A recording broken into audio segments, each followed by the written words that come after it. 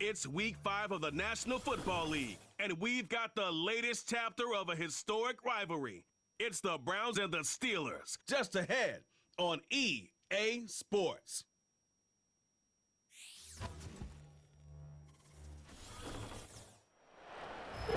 Well, to the locals, it's still and will always be Heinz Field.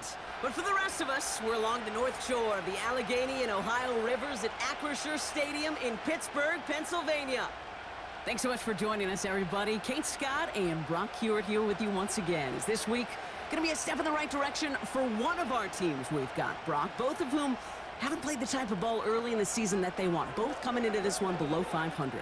And you and I both know we're not math majors, but we do know this. You stay below 500 in this league, well, you're going to be headed to the top of next spring's NFL draft order. We're not to that point yet, but whoever comes out short here will find themselves a whole lot closer to it.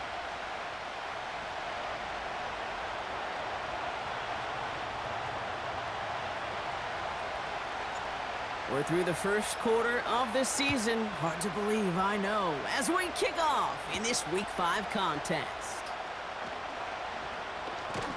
He stopped on the return at the 27.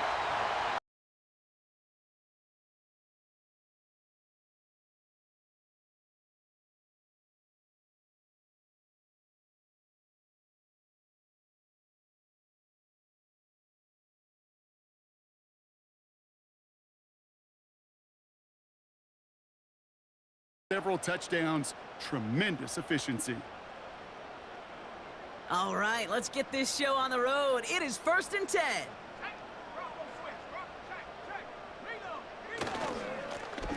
Here's the handoff.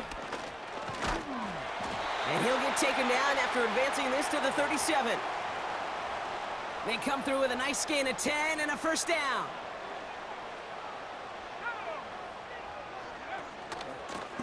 Another carry for him. And he cannot shake the tackler along the line of scrimmage. 2nd and 10, need to get some positive yardage here. Trying to throw here out of the gun. Throw secured by George Pickett. And they'll make the stop up at the 46-yard line. 3rd and just 2 to go.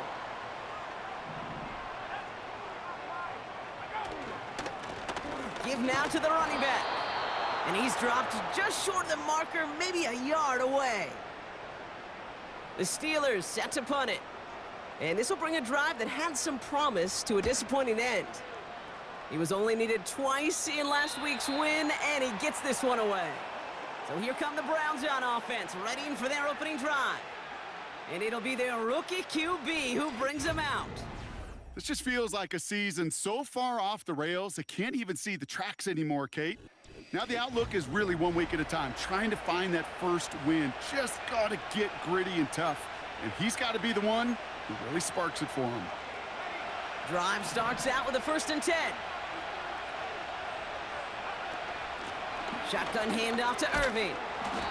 And he found some running room for a nice gain. Good rip on first down. That brings up 2nd and 2.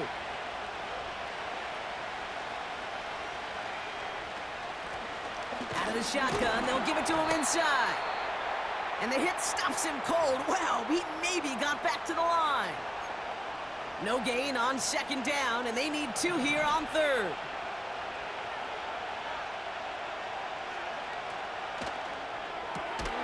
Sends it to Diggs along the sideline. And he's out of bounds beyond the 35-yard line. Markers reset, ball at the 37.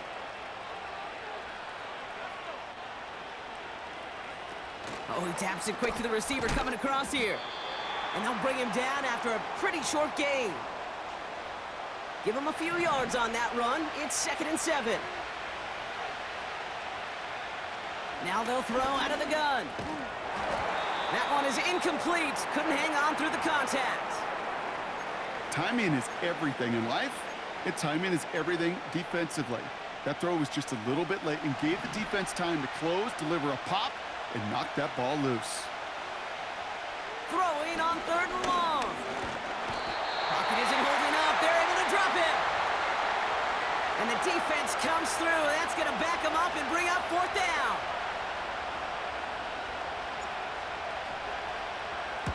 Punt team is on now, and they get this away. And some textbook work covering that punt. It is stopped after almost nothing on the return. The Steeler offense out and ready to go for their second drive. And they're certainly hoping for some better results here after that first drive ended in a punt. Into the hands of Pat Fryermuth. And he breaks into enemy territory before being stopped on a huge gain. So the big play gets him inside the opposing 45, Brock, with a new set of downs to boot. Out of the gun, they'll give it to him inside. And they're able to grind him to a halt after a pickup of 4. Now we'll take a moment to check out his numbers on the ground from a week ago.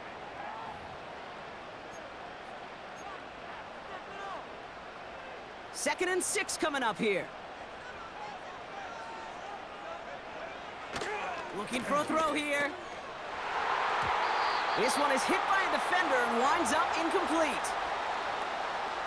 No connection on the last play, and now it's third down. Back to throw. Passing struggles, bleeding over from that last play. He's forced to get rid of this one. Cade York now on for the field goal. From the left hash, 54 yards out. And that one is not where he needed it to be. It is off and no good. And we continue to await our opening score of this ball game. Well, once you get out beyond 50 yards, everything in the process has got to be perfect. It's a good effort, but it's going to wind up off the mark. The Browns, nice field position here as they start out 1st and 10. Onto the field comes the Browns offense for the second time. And it's far from the first time we're seeing this unit head out, Brock. But what we haven't seen so far in this opening half, well, we haven't seen much in terms of yardage. No, it's like they've written a few lyrics, but nowhere close to a song yet. Halfway to the marker, it's 2nd and 5. Back to throw now. Escapes the pocket. And he's brought down after a nice gain and a first down. New slated downs to approach here from the 40.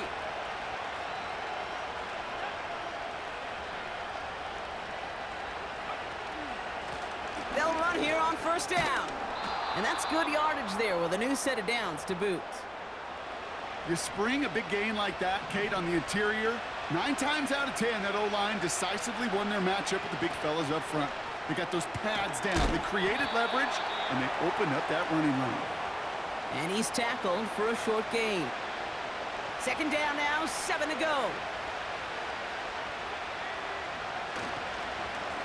Lone back in the backfield, and he gets the handoff. And they'll bottle this up after a 4-yard gain. Patrick Queen arranging in for the tackle. Defense looking to defend the marker on 3rd down. They'll throw it. It was there, but he couldn't hang on. That's incomplete. This one misses the tight end. And that'll bring up 4th and 3.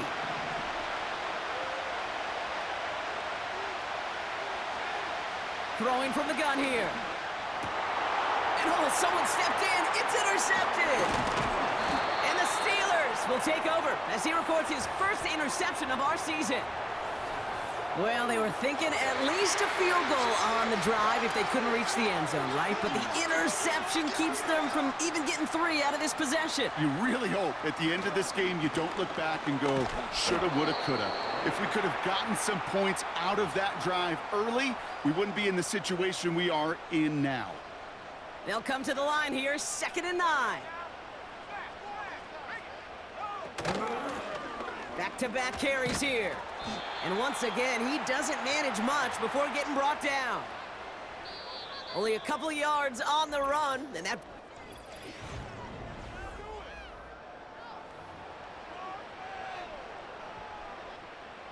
Second quarter, all queued up and ready to go. It's Steeler football. They have it 3rd and 7. And he just gets rid of this one, but unfortunately, that means 4th down coming up. They're out now, ready to punt it. And he'll try to have his second punt top his first one. Let's see what he can do on the return. And he gets his guys a few yards before they bring him down on the return. That one an impressive 57-yard kick. And the Browns will go on offense. Interception last drive doesn't deter them. They're going right back to the air.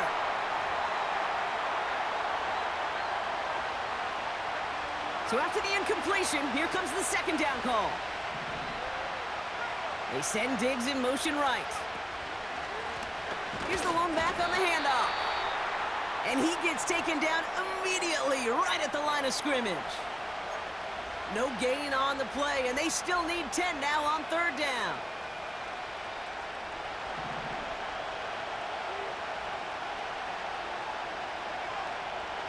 He'll throw it. He's got Harrison. And he's short of the first after a mild gain.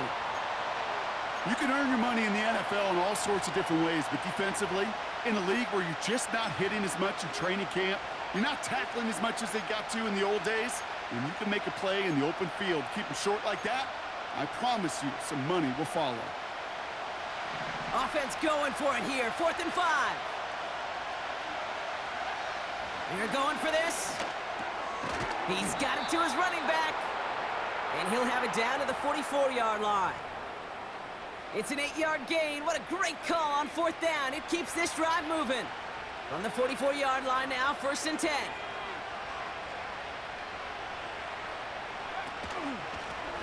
Right up the gut. And he'll get this forward, and he's stopped at the 37. Call it 7 yards, and now they'll have 2nd down and 3.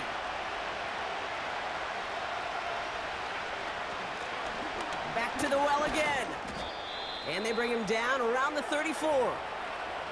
3 yards there and enough to move the chains. Here's 1st and 10 from the 34. They give it to him again. And he gets it forward to still about a yard out of that.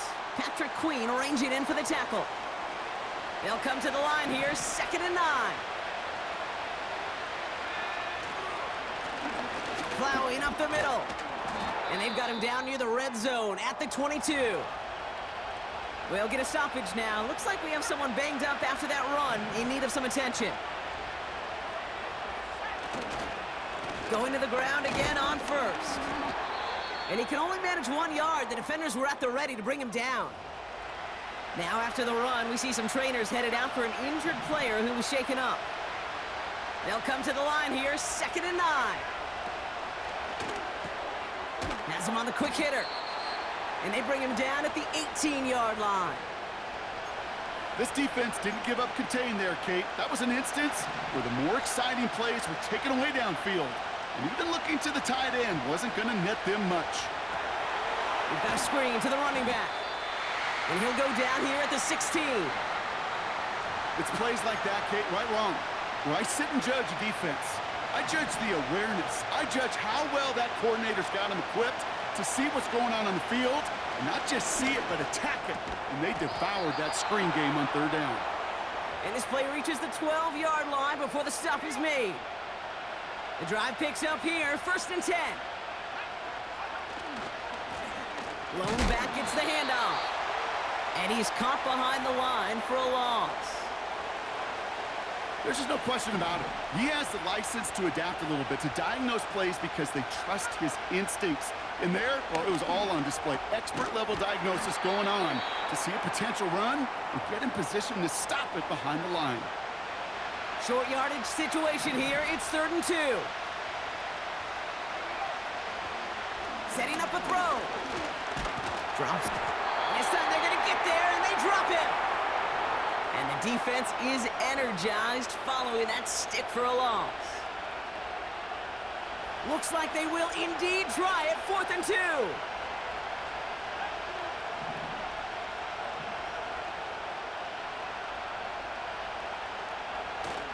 Oh, fullback's got it. Look at the power. And that hit stops him in his tracks. They're out and set, 1st and 10. Throwing from near his own goal line. Fryermuth there to bring it in. And he's tackled after gaining a handful. Halfway to the marker, it's 2nd and 5.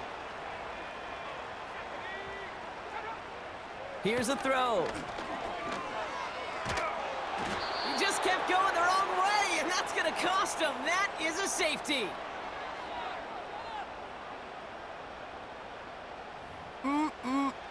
That one is not going to get any easier to watch during film study, Brock. Some chances to go down, but instead opting to keep extending the play, and then all of a sudden in the end zone for a safety. Yeah, ultimately there just comes a time where you've got to understand where you are on the field, right? Hey, I'm trying to make a play. I'm trying to make a play. That's all great in the middle of the field. But when you're in the danger zone like this, and you can give that defense 2 points and energize the other side, you got to know where you are on the field and just get rid of the ball. We'll get a stoppage now. Looks like we have someone banged up after that run, in need of some attention. 2nd and 6 coming up here. Lone back in the backfield, and they give it to him. And he'll be brought down after getting it to the 47-yard line. Give him an even 10 yards on the play. And that gives the Browns a first.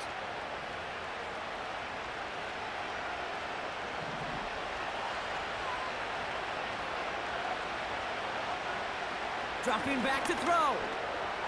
Short pass brought in. And he takes it just inside the 40, down to the 39. Upping the tempo with some hurry-up offense.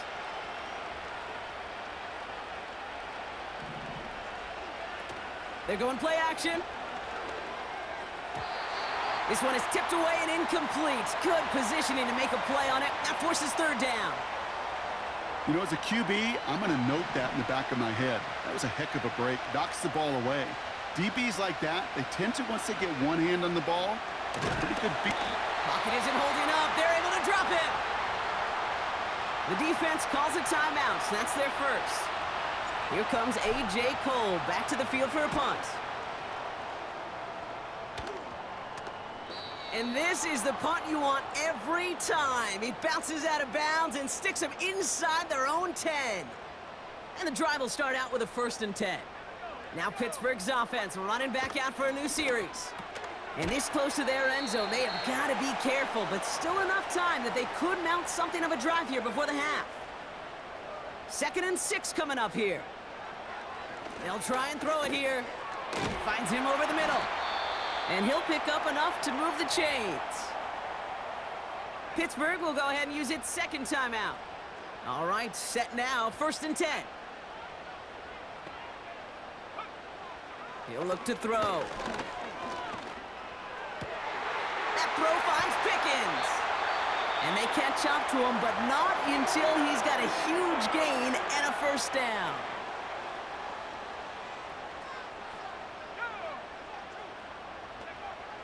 Shotgun snap, looking to throw. Little off center, his man just couldn't adjust to it. Couldn't connect on 1st, it's 2nd down. Still sticking with the passing game. Pass is hauled in by the running back. And he's got it up to midfield and into Browns territory.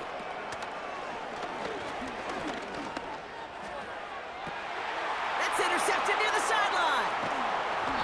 And the Browns will start with it in the 4th after an interception to end the quarter. Well, we both saw what he was doing, Brock, trying to work the sideline there, but I don't think he ever saw the corner sitting back and just waiting to break on that throw. And that's what the good ones do. They use the sideline to their advantage. It really becomes the 12th defender on the field. The elite corners in this league, they'll play to it. They'll bait those quarterbacks to making that throw, and then they'll close fast and take that ball away. No dice on that prior pass. Here's 2nd down. He'll throw it. Oh, they get to him behind the line, and he loses the football. And the offense gets it back, but of little consequence here. We reached halftime in this one.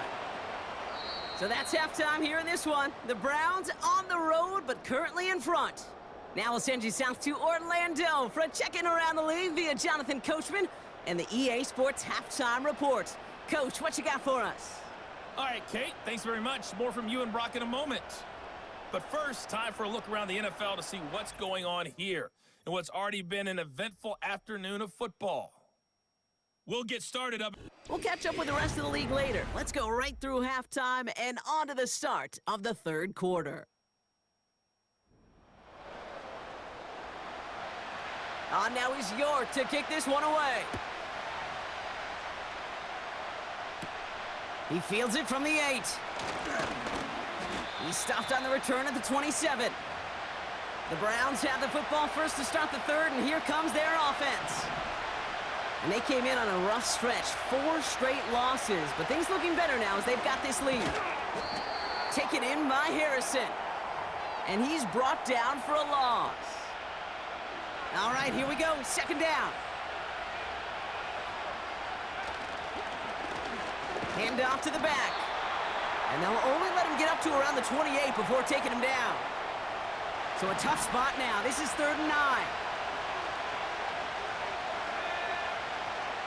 Pass play coming here. Trying for the deep ball. And he's there to send that one away, incomplete. First time this game they've looked to him. So that brings up 4th and long. Punter on now, and he gets into this one. And he'll take in the fair catch just above the 35. The Steelers with some very good field position as they get set, 1st and 10. They go play action here. Pocket isn't holding up. They're able to drop him.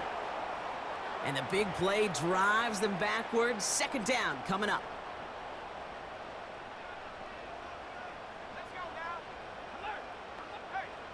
Trying again following the sack. He's in trouble, and they bring him down again. And the back-to-back sacks. Nice work by the defense there. Sets him up with a 3rd down.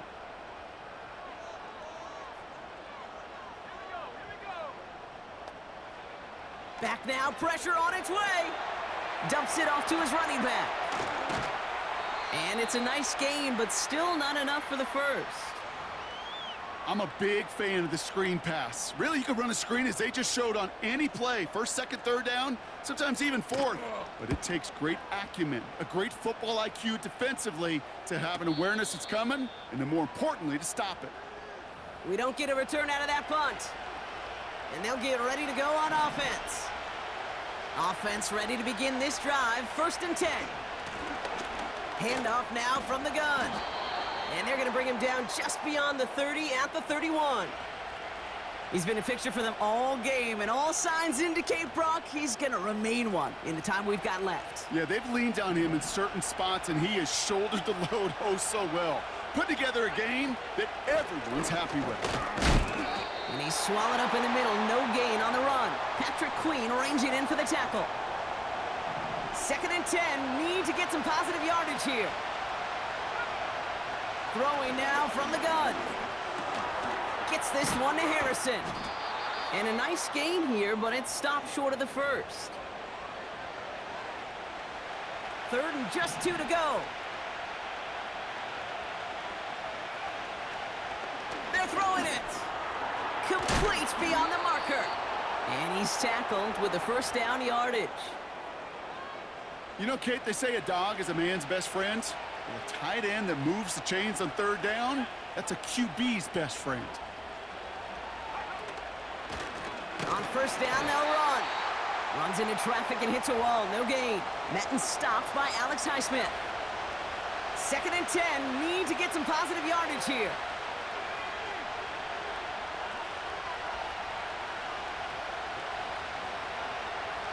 Now looking to throw. He'll dump this one off to his running back, complete. And they're going to bring him down at the 36. Still on the move, coming to the line for 1st and 10.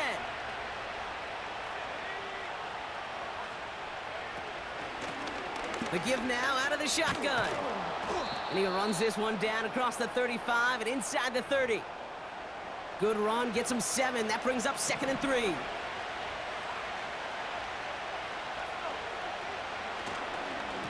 On the give, this is Irving. And he's dropped just short of the marker, maybe a yard away. 1 yard, all that's needed. This is 3rd and inches. Here's a give up the middle. And his short gain gets them a new set of downs. You love a huddle? Kate, you really do. You love a huddle full of guys like this who just know how to keep the drive moving forward. There's some trust there that he's going to get the job done, and he's going to get another shot, I would guess, down the line. Breaks the tackle, green grass ahead. And he's going to be out of bounds right along the 20. 2nd and 6 coming up here. Back to throw. Headed out right. Not enough on this throw. It hits the turf instead of his man. Last pass unsuccessful, and they have 3rd down here. He's dropping back to throw. Oh, not like this. An interception ends that drive. Picked off Kendall Fuller. There he goes, right sideline. And he takes this one back for the pick 6. On is Katie York for the PAT. Right down the middle, it's good. And the Steelers jump in front now by 5. Well, Brock, hopefully some short memories on offense as they get it right back here on the kickoff after that pick 6. This return starts at the 5. And in the end, he's able to get it to what used to be a touchback. It's at the 25 after the return.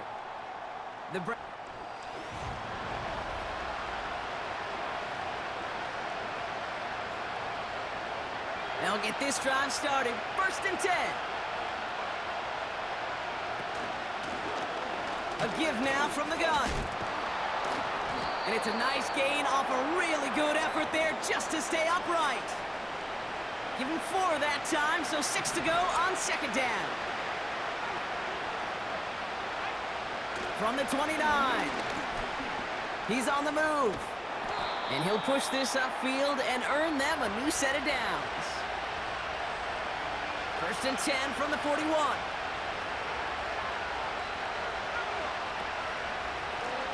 Give now to the running back. And they bring him down, but there's a flag on the field.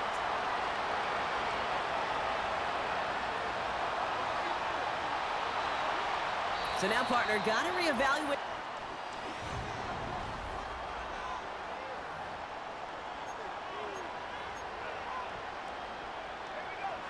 Double the distance to go after that holding call. It's now 1st and 20.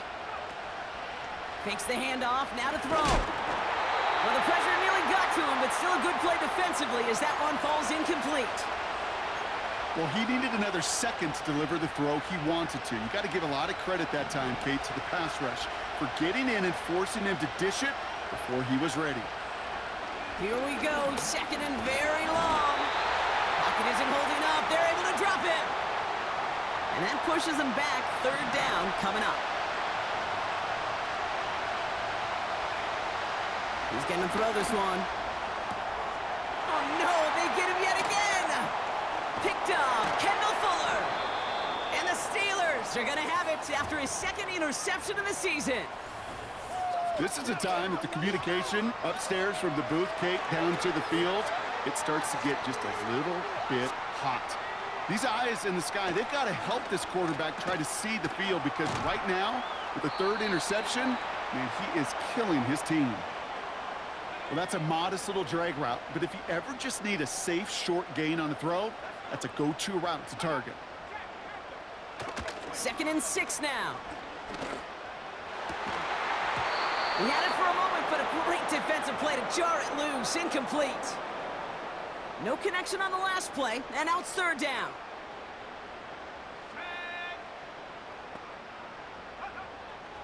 Now they'll throw out of the gun. Pass complete to Mechie. And he'll pick up enough to move the chains. They'll keep this drive moving and come to the line for 1st and 10. Here's the handoff. And he stopped just before he reaches the red zone at the 21. 2nd and 6 coming up here.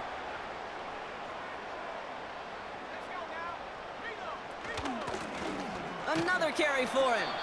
And he may have just reached the edge of the red zone before going down. So now here's 3rd and 5.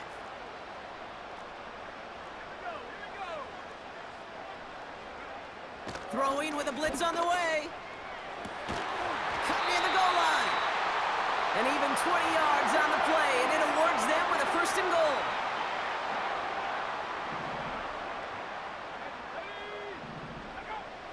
Goal to go, it's a pass play. And they will score Touchdown, Pittsburgh! The Steelers stretch it to a 2-score game in the fourth.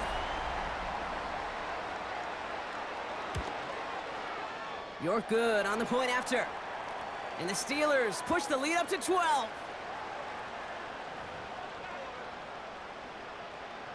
On now is York to kick this one away. Starting from the 5. Coverage team gets him down at the 26-yard line. Back out now comes the Browns offense. And he's been the victim of 3 interceptions already in this game, Brock. Passing lanes kind of reminding me of LA traffic. Pretty hazardous throughout this game. Yeah, just a mess and nowhere to go. And it's an awful place both on the highway. And trust me, when you're in the pocket looking at this defense, too, it's miserable. Everything's been contested. Everything's been hard. No gimmies. It's a real testament to the work this secondary has done to prepare for this matchup. 1st and 10, looking to throw. And not a great choice on 1st down. It's incomplete, nearly intercepted, actually, so 2nd down coming up.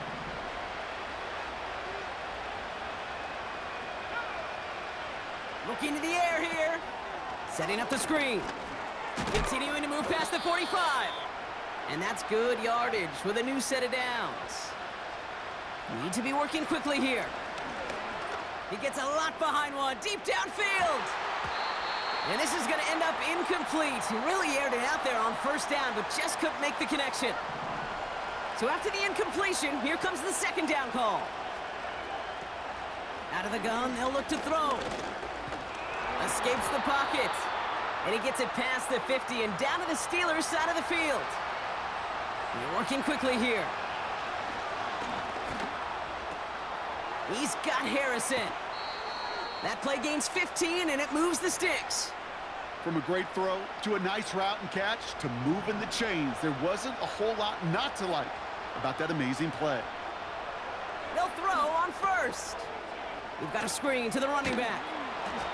And he pushes this down to the 22-yard line. Moving quickly, trying to get set again.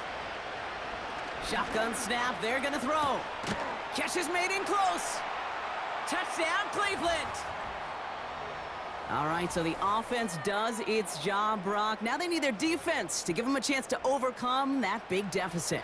The momentum in the building's clearly changed. We can feel it here in the booth, but you're right. It's now up to the defense to make a stop and give them a chance. That one splits the uprights. And the Browns trim the deficit down to 5. So after making this a 5-point ball game, they kick it off.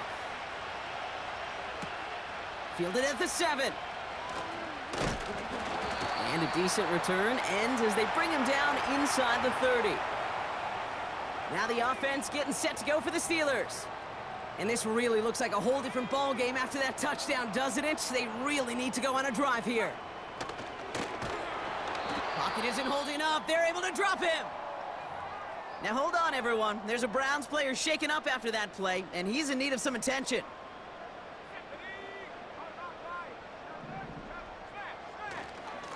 Simple dive up the middle. And this defense continuing to erase the ground game. This one stopped at the line. 5 men in the secondary for the Browns. 3rd down coming. Looking to throw. Chased out to his right. He'll make a bid for it on the ground. And he's brought down after a nice gain and a 1st down. The defense calls a timeout. That's their first. Out of the shotgun, they'll give it to him inside. And the defense gets there to force a small loss. Everyone's prepped. It's 2nd down now.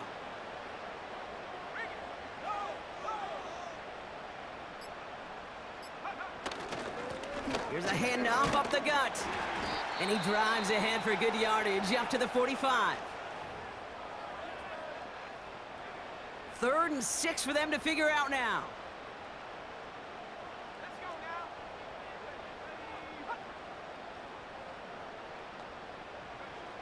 Looking to throw. He has the 1st over the middle. And he'll pick up enough to move the chains. So we do get a timeout from the defense just before the 2-minute warning. So one more play before we reach that break. To the air now on 1st and 10. Heaves this one for the back of the end zone. That's much too high and out of the end zone. Incomplete. Couldn't connect on 1st. It's 2nd down.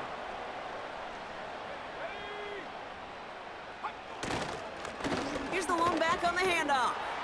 And he's caught behind the line for a loss. You know, that's so hard for me, Kate. That's the type of effort that deserves better when it comes to the results.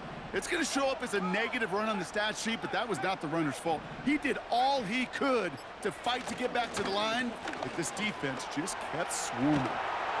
And he rips off good yardage, but it will not move the chains. Now the Browns spend their final timeout. He's back to throw. He finds him beyond the marker. And he's going to be brought down at the 23-yard line.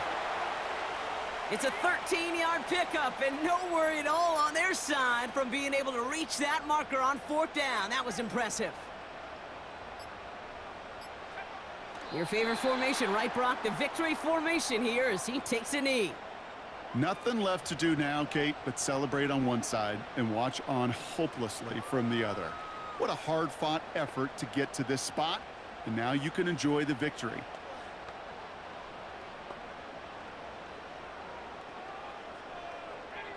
A kneel down here, and they can start to celebrate this win.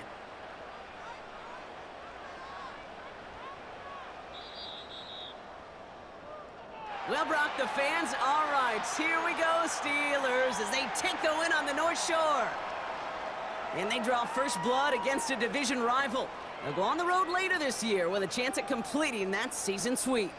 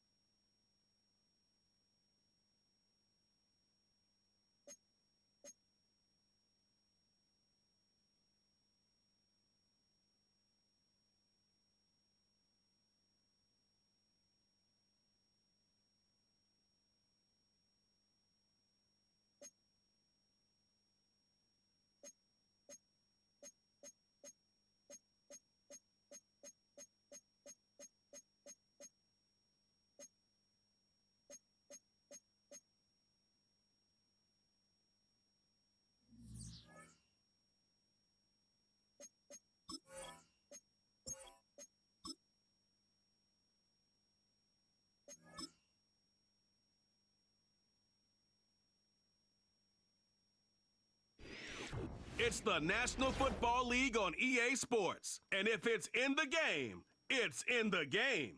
It's the Bills and the Browns on Monday night.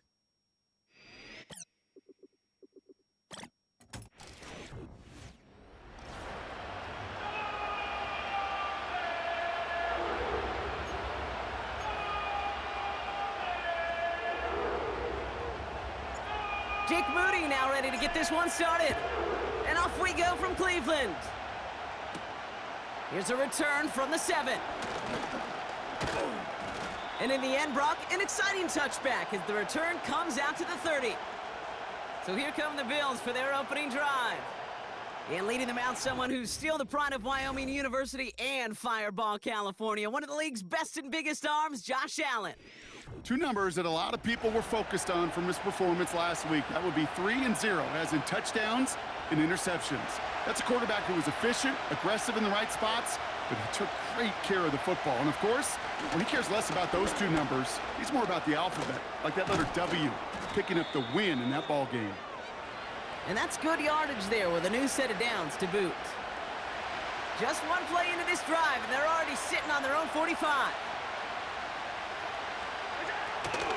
First down, and they go right back to him. And he works this to the 38 before going down. That play good for 17 and a first down. New set of downs for him at the 38.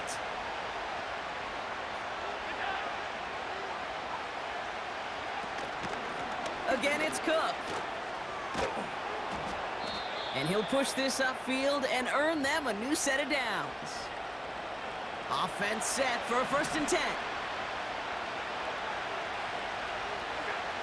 Now Allen going to the air. Finds his man. It's Javon Baker. And they get this down to the 10-yard line before going down. They have themselves another 1st and 10. Shotgun handoff now to Cook. And he'll go down shy of the end zone. They mark him at the 4. He managed 6 on the play, bringing up 2nd and 4. From the shotgun, it's Allen. The shot to the end zone is incomplete. Took his shot at 6 that time. And now they need to get 4 on 3rd down. Operating from the gun, it's Allen. And he scores. It's a Buffalo touchdown. The Bills finish up an excellent opening series. That one right down the middle. And the Bills will jump out to a 7-0 lead. The Bills kickoff team out there now as they'll send this away. Kickoff taken at the 3. And this will give them decent field position. The return gets out to the 30. So here come the Browns on offense, readying for their opening drive. And amidst the veterans, it's this rookie quarterback leading them out. And if he could only flip that 3-to-1 ratio, have it be 3 touchdowns to 1 pick instead of the other way around, I think we'd have seen that loss flip to a win as well. Clean slate this week. We'll see what he's done to address the showing from his last time out. Hits his running back. And he reaches the 35 before going out. Halfway to the marker, it's 2nd and 5. Out of the gun, they'll give it to him inside. And he's caught after a gain of about 2. McKinley Jackson, the one who got to him. All plays on the table here for 3rd and 3. Pass play now. Has him on the quick hitter. And he's tackled with the 1st down yardage.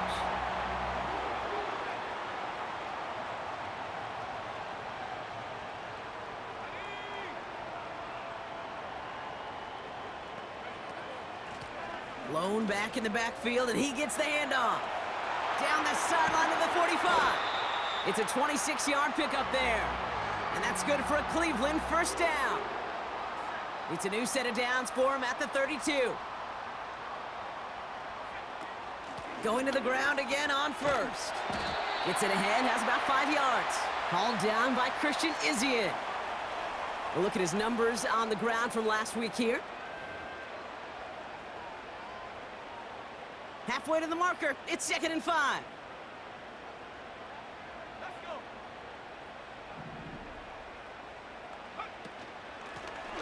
back to the well again. And he's brought down for a loss. And following that run, looks like the back is in a little discomfort. Medical staff attending to him as we step aside. Short pass brought in. And he's going to take this one in for the Cleveland touchdown. The Browns finish off their opening drive. So a touchdown on the board for them, Brock, as they start this game off a perfect 1-for-1 offensively. Yeah, I'm going to call that scripting for success right there. Can't do it much better than that. And listen, when you script these first plays, you don't always know who the targets are going to be. It's really then relying upon what the defense is trying to take away. They couldn't take away that big old tight end. Out to kick it away. Here's Moody. Has this at the 6. Big lick from the coverage team there. That's going to stop the return before it can get to the 30. The Bills and quarterback Josh Allen ready to get back to work now on offense. And it's not just a blip for him this year. He's been one of their go-to scorers on the ground as we get through the heart of this season, leading all quarterbacks in rushing touchdowns. Pocket isn't holding up. They're able to drop it.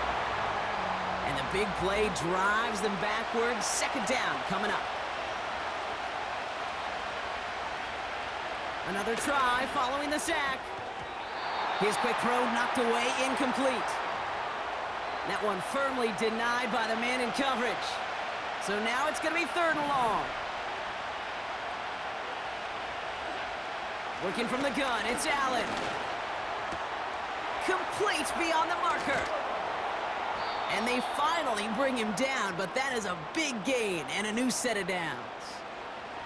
So the big play gets him inside the opposing 45, Brock, with a new set of downs to boot.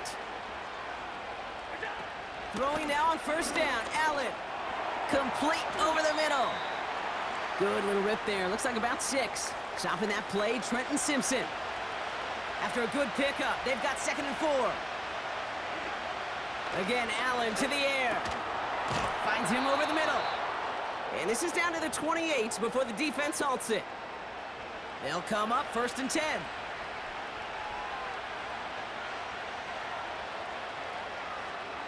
Slot man motioned over. To throw again, it's Allen. Complete to Coleman. And the defense was all over that throw, able to stop it right at the line. They could smell that one coming, and they sniffed it out in a hurry. 2nd and 10, need to get some positive yardage here. Now Allen off the play action. Finds a man right side. This is ahead for about 5.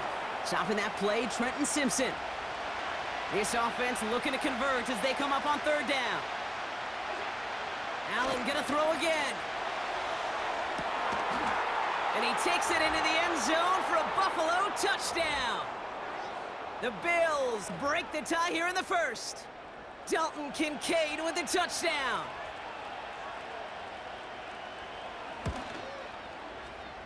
That one splits the uprights. And the Bills take the lead here, 14-7 in the 1st. The Bills kickoff team out there now as they'll send this away. Fielded at the 7. He's got a lane up past the 30. And he gets across the 30 before he's brought down. 2nd drive coming up for this Cleveland offense. They'll try to emphasize what worked on their last drive, which ended, Brock, in a touchdown. They've got 1st down from the 31. They'll throw to begin this drive. Cut out left. And he'll get it up near the 38-yard line before going down. That's what you call efficiency. Exactly what you're looking for on 1st down. Textbook. It sets up 2nd and very manageable, and then creates that space if you want to take a shot downfield. And that is how our 1st quarter will end as that pass falls incomplete. That's the end of our...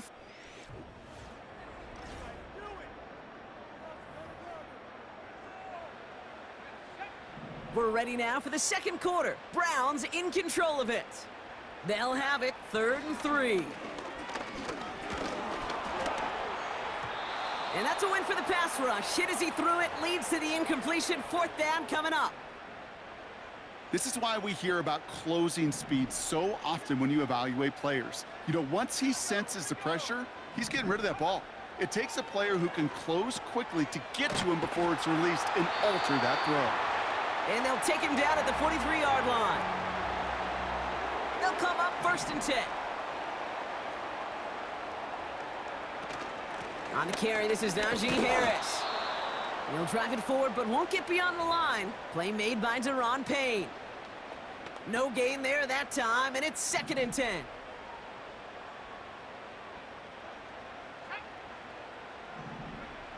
Throwing from the gun. Escapes out to the left. And that's good yardage with a new set of downs. Well, there was no sense in taking a risk down the field when a 1st down was just a run away. They'll get to reset now and figure out just how they want to attack a new set of downs. And they'll stop him after a minimal gain, down to about the 36.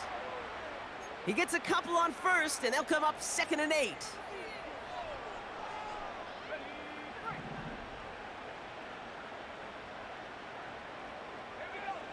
From the 36.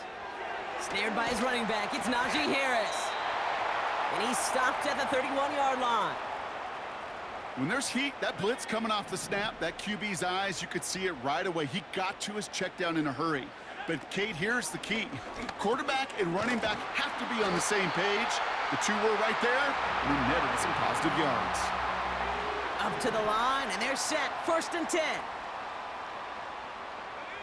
Man in motion, headed right. Driving across the 15-yard line. They rip off a big chunk of field, and it sets them up with 1st and goal.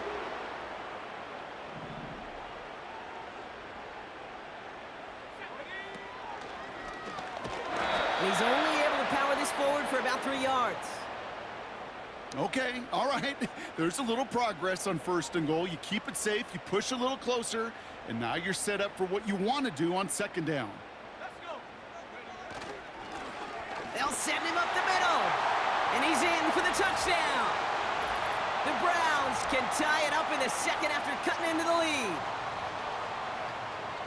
On is Moody for the extra point. The point after splits the uprights. And the Browns tie things up at 14.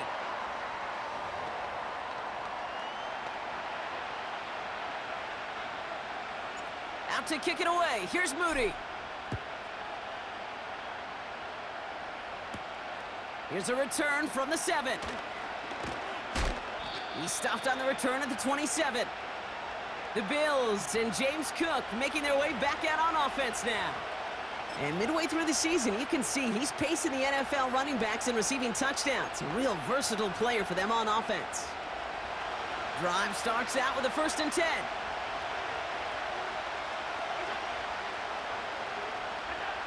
Allen to throw. He's got this complete to James Cook. And they had that one contained right at the line. Stopping that play, Trenton Simpson. 2nd and 10, need to get some positive yardage here. Now Allen. This is pulled in by McCole Hardman. And they catch up to him, but not until he's got a huge gain and a 1st down.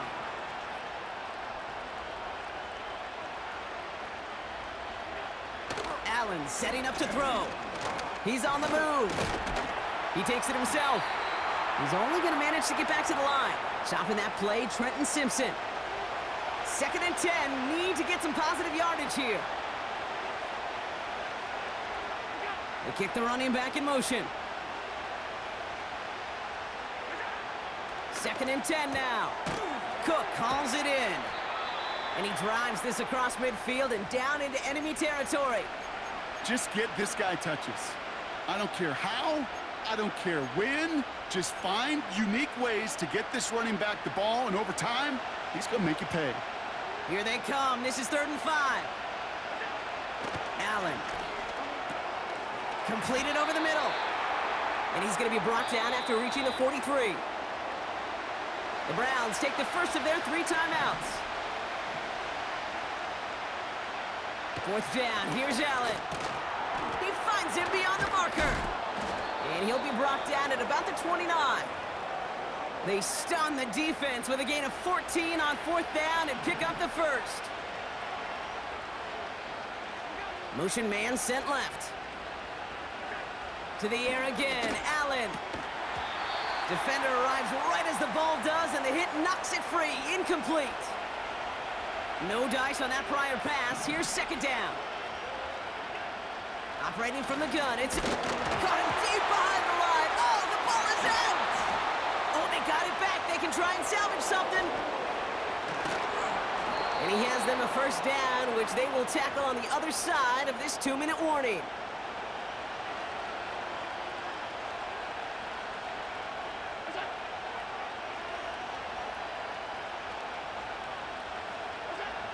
Working inside the red zone. Flushed out of the pocket. And this one stopped at the 3-yard line. You know, Kate, they always say that QB clock, you know what it's more like? It's more like an alarm, especially in a situation like that. And it's a good thing he woke up to it, able to make something out of nothing and at least keep him moving forward. And he's got it in the end zone. Touchdown, Buffalo. The Bills get some late points and the lead. It's a James Cook touchdown. You always tell me, Brock, it is a whole different world here, running routes, working in confined spaces, instead of having that whole field to spread out a defense.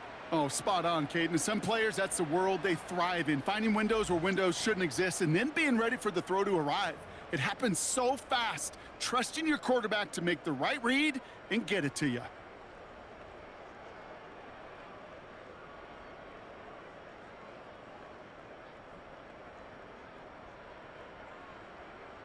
Now they'll try to knock the extra point through.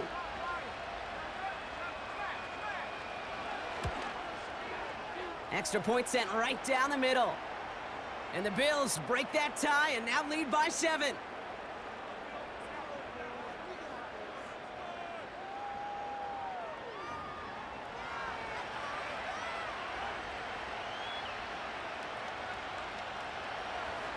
The Bills kickoff team out there now as they'll send this away. Fielded at the 7. He stopped on the return at the 27. The Browns back out on offense. Their running back headed out once again. They're trailing, but there's enough time, Brock, that they could get a scoring drive to attack that here before the break.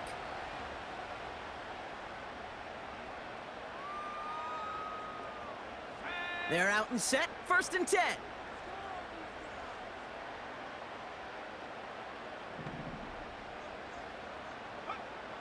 Airing it out to start this drive. He's got Harrison. And this is pushed ahead for a gain of 5. Tackle made by Cole Bishop. Now a timeout's called, Cleveland using its second. And they still have one in their pocket for what's left of this half.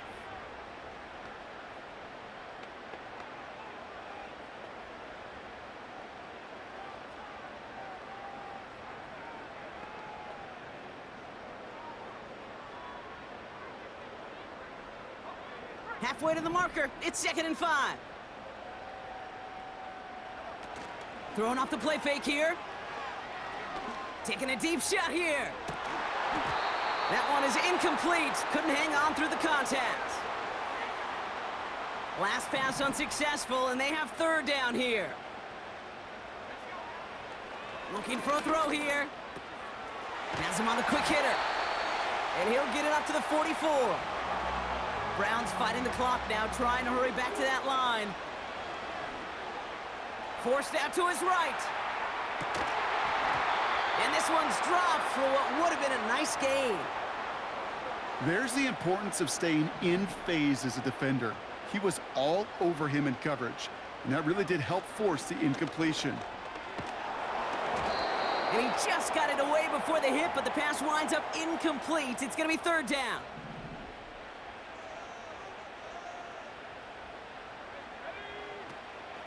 Shotgun snap, looking to throw. Trying to hit Diggs, and it's intercepted. That's Cole Bishop. And the Bills will take over as he records his first interception of our season. Ball on the 45, 1st and 10. Working from the gun, it's Allen. Gets this to Kincaid. And they get this down to the 28. Now we're going to get an offensive timeout. That's their first. They're now set for 1st and 10.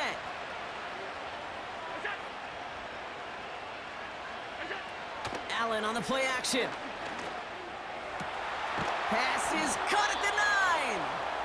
And they finally bring him down, but that is a big gain and a new set of downs. Back-to-back big plays have them all set up. 1st and goal here.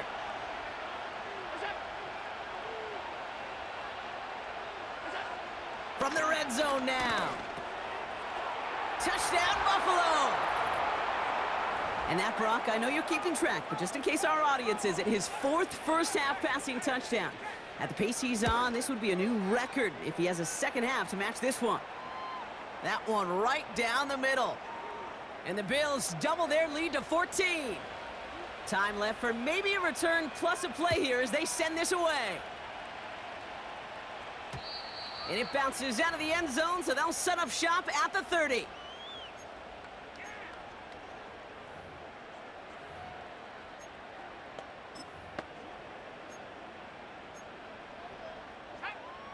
Only 10 seconds remaining here, so 1st and 10 may be our last snap of the half. He'll throw it.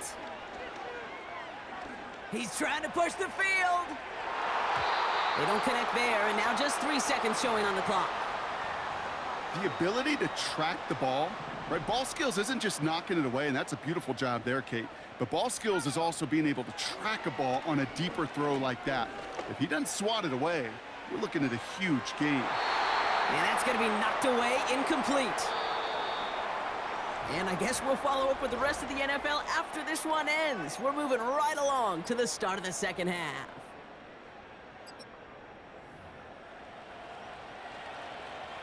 The Bills kickoff team out there now as they'll send this away. Return coming from the 6. And he's going to make this to the 28 before going down. The Browns returning their offense and this running back to the field. And they haven't been shy about looking his way in the passing game, have they? You can see that so far this season, he's currently leading all running backs in receiving yards. 2 on the pickup there, and it's going to be 2nd and 8. They send a tight end in motion. 2nd and 8. Throw right side, hauled in by Collins. And he's tackled for no gain. Let's see what they draw up on a 3rd and 7. Back to throw. Short pass brought in. And he'll pick up enough to move the chains. Hey, Kate, they don't rightly care who it's going to go to in that situation. All they really care about are the results on 3rd down. And that's exactly the result they needed. Enough to keep this drive moving. And he stopped after running it up across the 45 to the 46. After a good pickup, they're set up with 2nd and short. They give it to him again. And that short gain is enough for a new set of downs. You know what I like about a 2nd and short run play, Kate? Yeah, I like getting a 1st down, but you know what I like even more? That's going to set up a play action pass in a similar down and distance, and that defense is going to have to key on the run. On the move, hit it right. And he's brought down after a nice gain and a 1st down.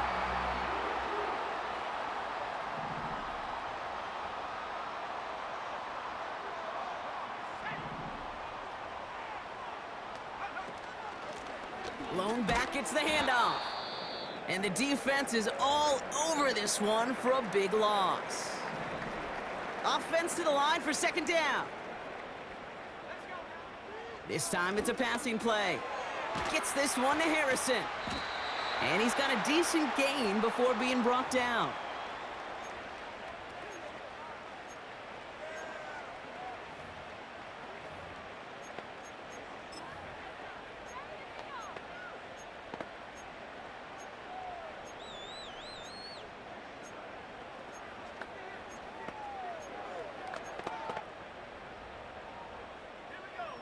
A less than ideal 3rd and 8 here.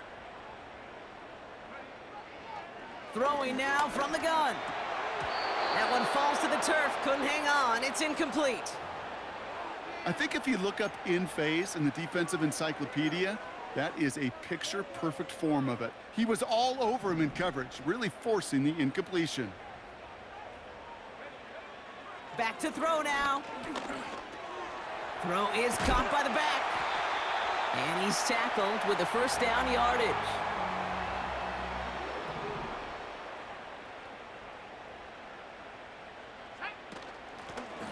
Running it now out of the gun.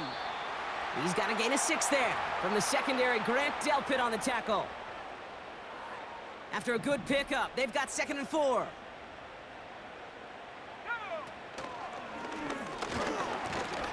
And they bring him down at the 18-yard line. It's a 4-yard gain, and that's going to get him across the marker and earn the first. This time he's looking to throw. Throw left side, complete. And this play reaches the 12-yard line before the stop is made. After a good pickup, they've got 2nd and 4. Lone back in the backfield, and they give it to him. And he's dropped just short of the marker, maybe a yard away. Short yardage situation here. It's 3rd and 2.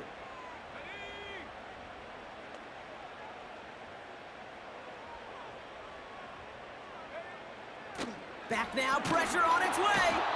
Pocket isn't holding up. They're able to drop him. And the defense comes through to back him up ahead of 4th down.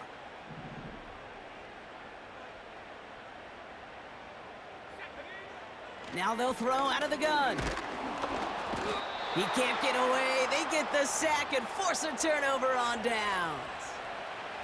And the drive will start out with a 1st and 10.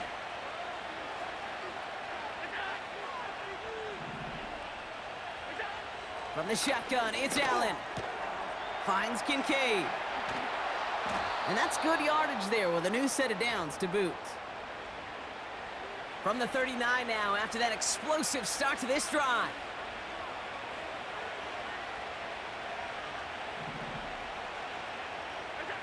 Now Allen off the play action. Coleman with the grab. And he'll get this down at the 33-yard line. He'll move the sticks after ripping off a gain of 28.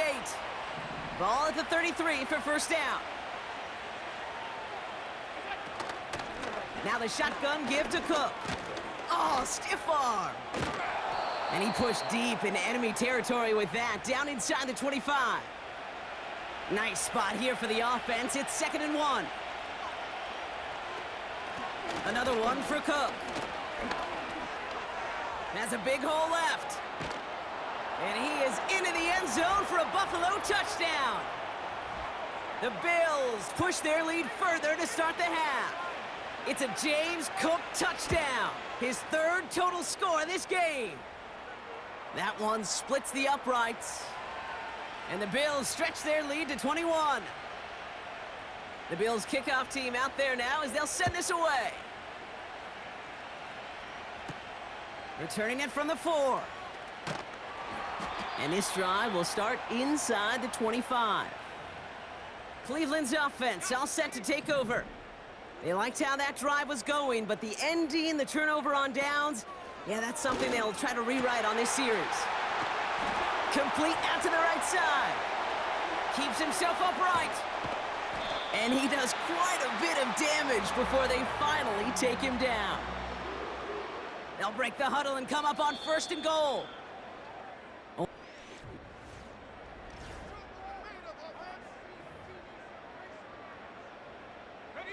4 downs now to get in. Here's 1st and goal. They'll try and punch it in. And he maneuvers through the middle for a gain of 4. Offense working quickly.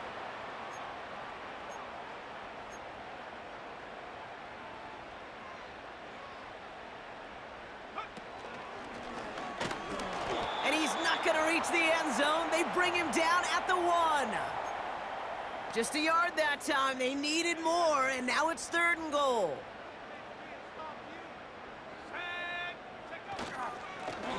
They're headed up the middle, and he's across. Touchdown, Cleveland! The Browns get it back to within 2 possessions. PAT up and good for Moody. And the Browns get it back to a 14-point game.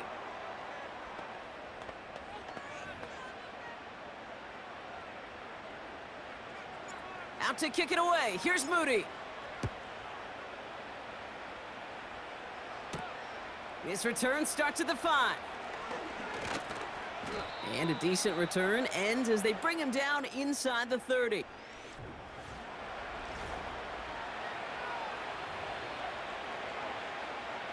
Offense ready to begin this drive. 1st and 10.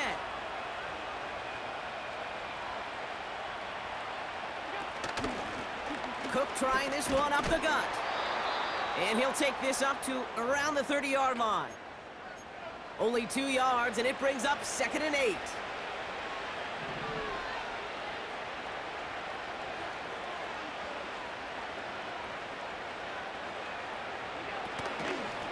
Straight ahead, here's Cook.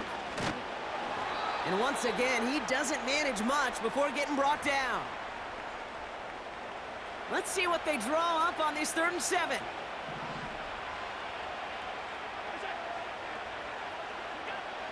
Pressure coming, it's Allen. He finds Kincaid. And he'll be out of bounds right along the 40. A new set of downs awaits him. Here's 1st and 10.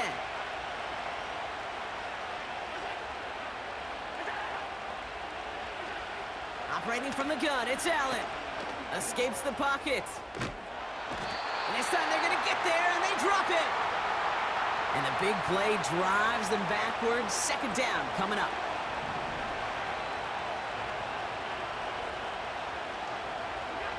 Trying again, following the sack. Hits him on the out route. That'll go for an 18-yard gain. And that's good for a Bills 1st down.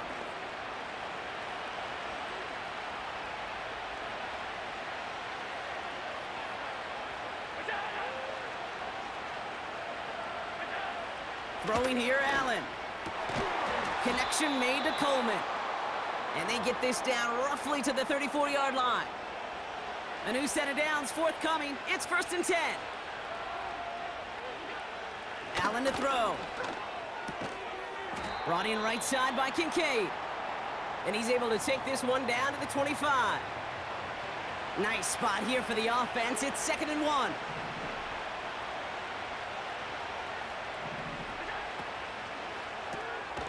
Allen fires out wide, complete. And they get him right at the line of scrimmage. 3rd and a lone yard coming up.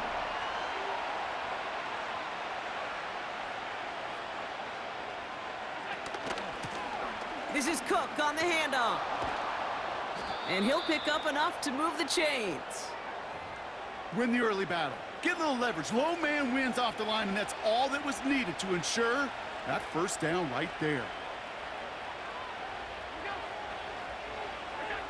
Working inside the red zone. That's caught at the 4. And in. Touchdown, Buffalo. Lining up now to try the extra point. Right down the middle. It's good. And the Bills stretch their lead to 21. The Bills kickoff team out there now as they'll send this away.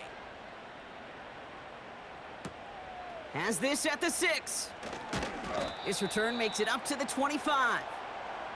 The Cleveland offense back out and getting set for the drive. And they're coming off an excellent series throwing the football that led to that touchdown, Brock. So you and I both expecting that defense to be looking for that on this series. They go play action on 1st. And this throw's knocked away, incomplete. I know a DB in the stat sheet loves to see INT and not PBU, but as soon as he realized a pick wasn't possible, he does the next best thing and knocks it away. Buys time, rolling right. You need to buy your receivers enough time to get open along their routes, and your quarterback enough time to find and hit them with the throw. When the line doesn't hold up, incompletions follow. Pocket isn't holding up. They're able to drop him. And the defense comes through. That's going to back him up and bring up 4th down. They'll throw it. And it's going to be incomplete. Couldn't connect to extend the drive. So the defense rises to the challenge and gives the ball back to their offense.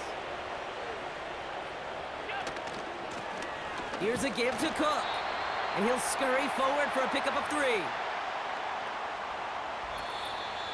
So that brings us to the 2-minute warning in Cleveland. Bills moments away from their 4th win of the year. 2nd down now, 7 to go.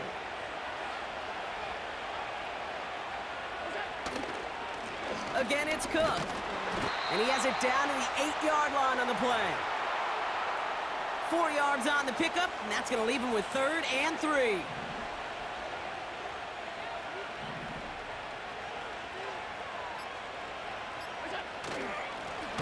They'll run it with Cook.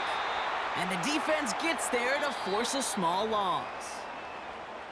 The Browns take the first of their 3 timeouts.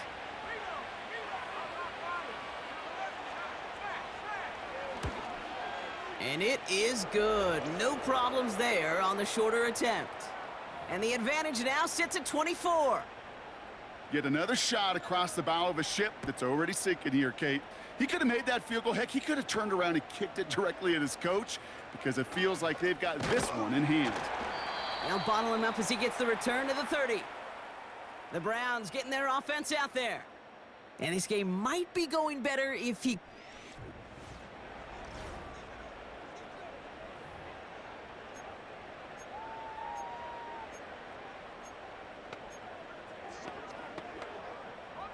First and 10 now from the 30. Receiver in motion going left. Back to pass on 1st and 10. He had it for a moment, but a great defensive play to jar it loose. Incomplete. You know, that was almost a nice chunk play before he was able to recover and provide the hit that dislodges the football. You like to see that physical edge and scrappiness to contest any kind of shot plays deep. Chased out to his right. And they catch up to him, but not until he's got a huge gain and a 1st down.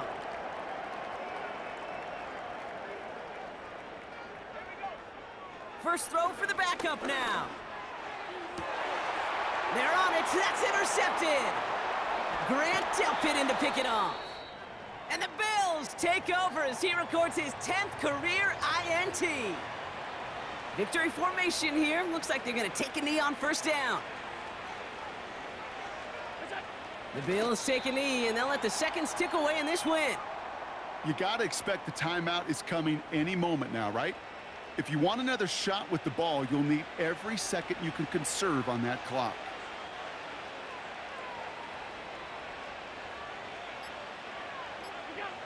With the win in hands, they'll take the knee, let this clock run out. They could stop the clock now if they choose. In the final moments of the game, every second counts.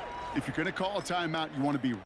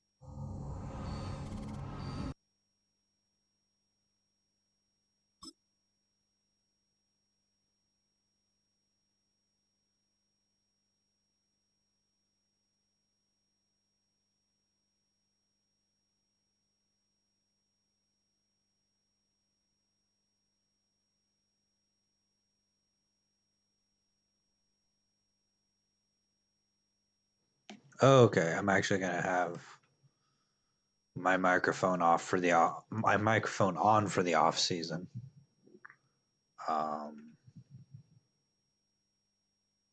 Don't want to be too loud, but trying to find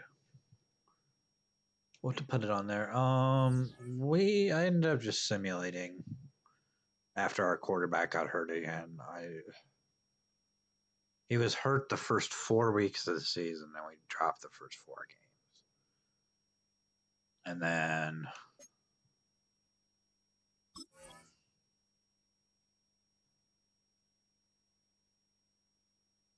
let's view the stats for the season before we get to the Super.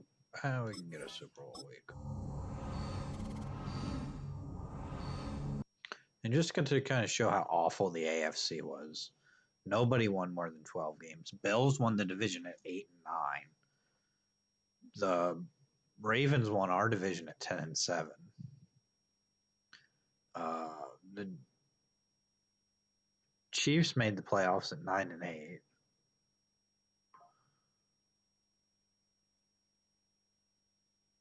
Denver made the playoffs at 10 and 7. I mean, 9 games would have gotten us into the playoffs, but we ended up being 5 and 12 after I simulated. I can't help think if I hadn't simulated, or if I hadn't actually played the games, we would have probably made the playoffs. Ryan Clayton didn't do too well. He was hurt a lot of the year. 18 touchdowns, 14 picks. Jeremy Duncan, decent completion percentage, 60%. I mean, not the best. Only 1,000 yards, 6 touchdowns, 12 picks. Malik Cunningham got in there for just a moment. Rushing. Obviously, we're not going to have the rushing numbers from James Vance. I traded him just to get some value back. Only because his contract was expiring. We don't have the cap to re-sign him. If we franchise tag him, it's going to put us in an even worse position. Marvin Harrison Jr., 900 yards, 7 touchdowns. Stephon Diggs, 794 yards, 5 touchdowns. Amari Cooper with 5 touchdowns. Dwayne Townsend, 592 and 3. He was hurt for several weeks. Collins had 2 touchdowns. Bucky Irving had a touchdown.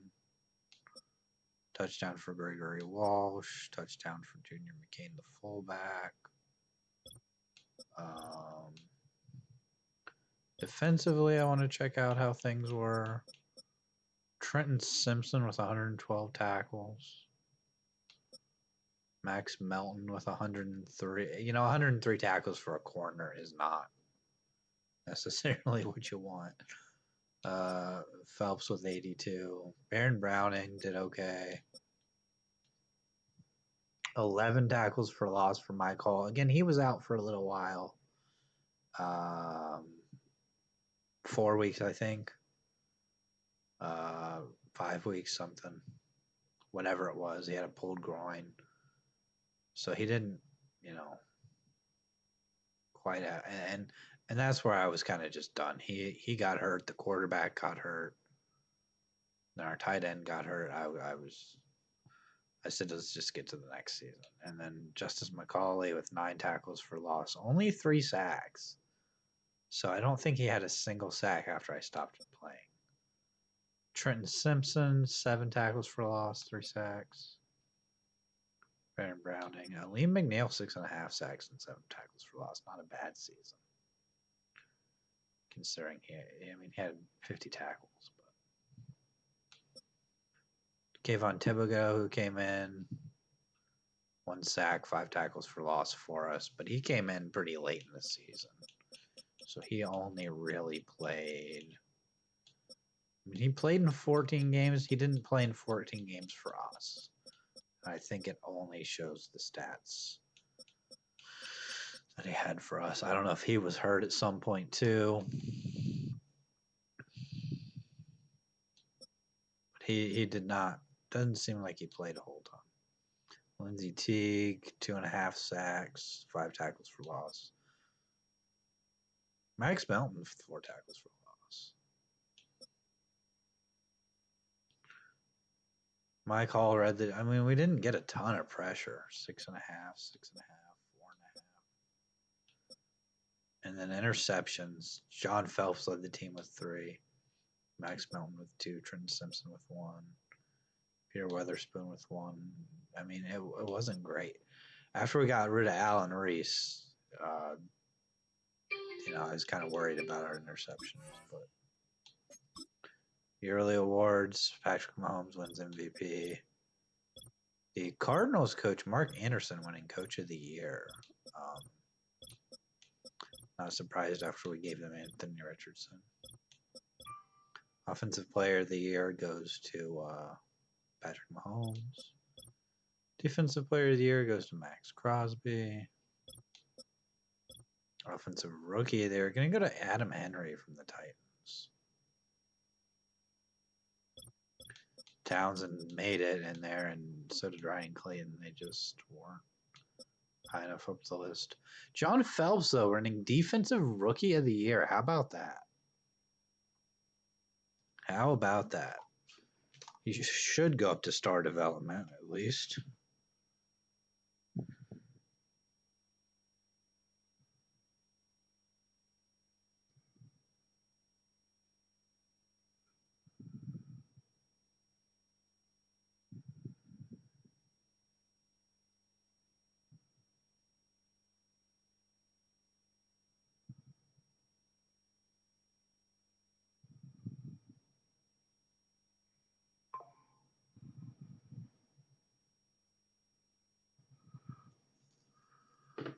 Okay, so we did win Defensive Rookie of the Year.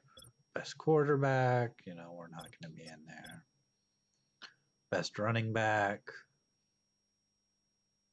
James Vance did not make that, even though he's not on the team anymore. Best wide receiver, Rashee Rice. Jaden Crutchfield from the Titans, Josh Downs. Best O-line. Best defensive line. Didn't have anybody there. Best linebacker. Trenton Simpson getting in there. Best defensive back. Ryan Mooney. Getting to the point where we've got a lot of these drafted players in there. Jake Moody did get on best kicker. Finished 6th for best kicker. Riley Patterson finishing best kicker for the Jets. So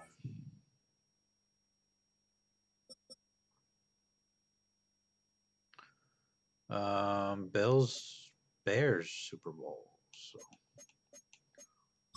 got a couple of upgrades. John Phelps has 2 upgrades. Go hybrid. +1 man. Got an ability slot, so that means he went up to superstar. He did go up to superstar. Okay. Not as upset about you trading Allen Reese now. So then we have another superstar safety. So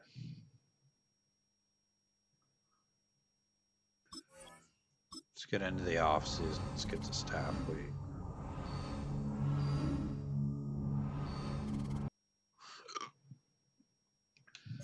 '28 retirements. Amari Cooper going to retire. He was on a 1-year deal. He just got signed out of free agency, so I'm not really upset about that. We have the 4th pick apparently. I thought we were going to end up with number 3.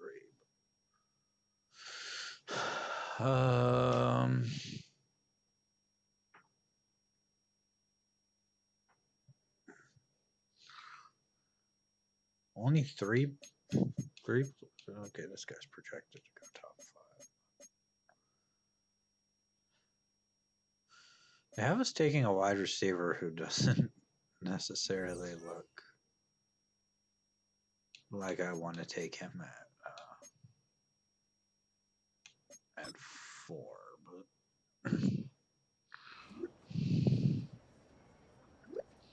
off-season workouts. Ryan Clayton.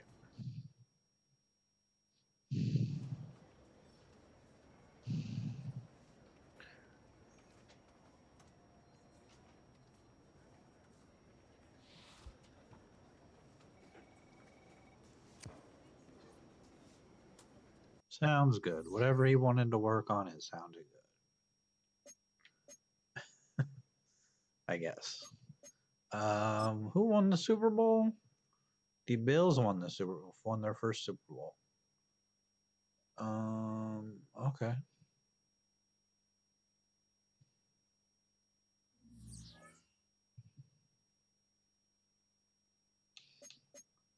We're in staff week, so got a media availability thing.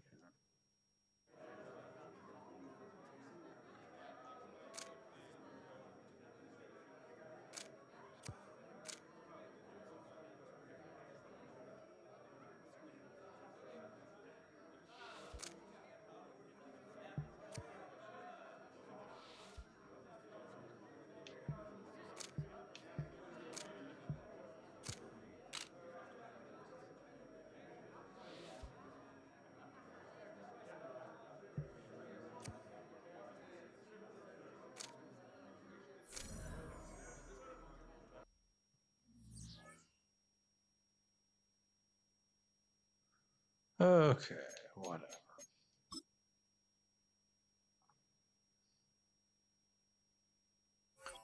Got the practice squad players. Have upgrades. Is there anything we want to do at staff week?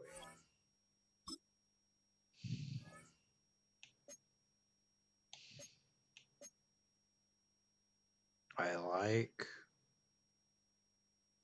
our offensive coordinator.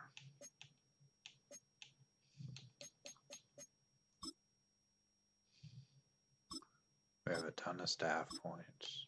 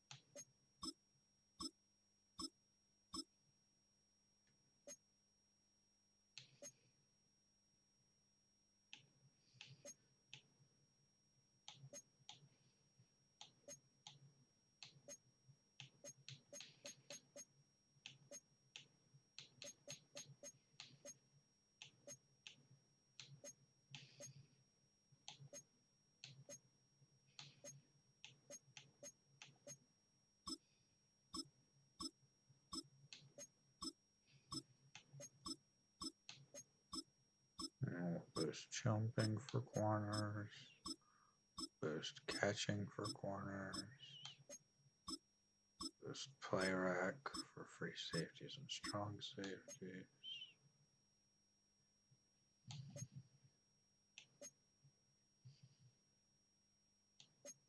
We'll boost zone coverage for safeties.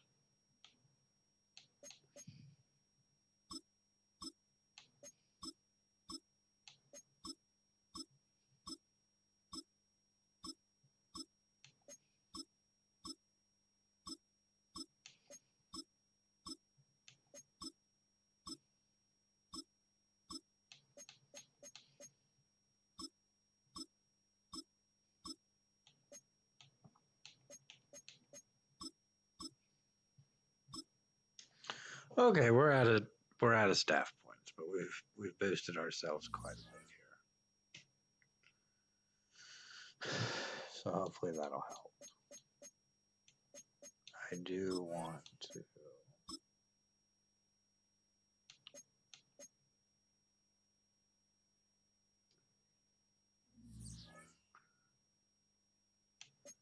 I do want to leave the scheme the same. We are not going to be able to re-sign anybody.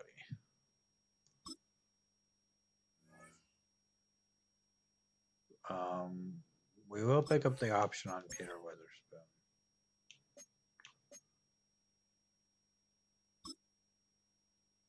We could try to franchise tag Jaden Collins.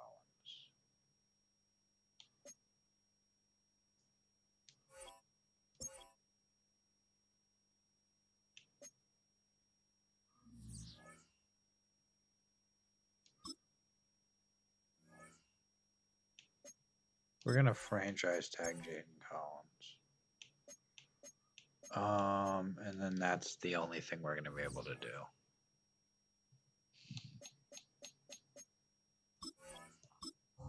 We're going to have no money. We're in cap hell, basically.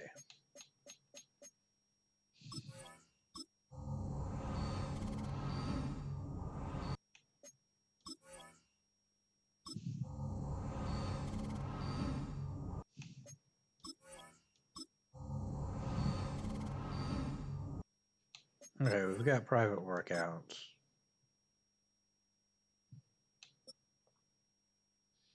Don't need to look at a quarterback.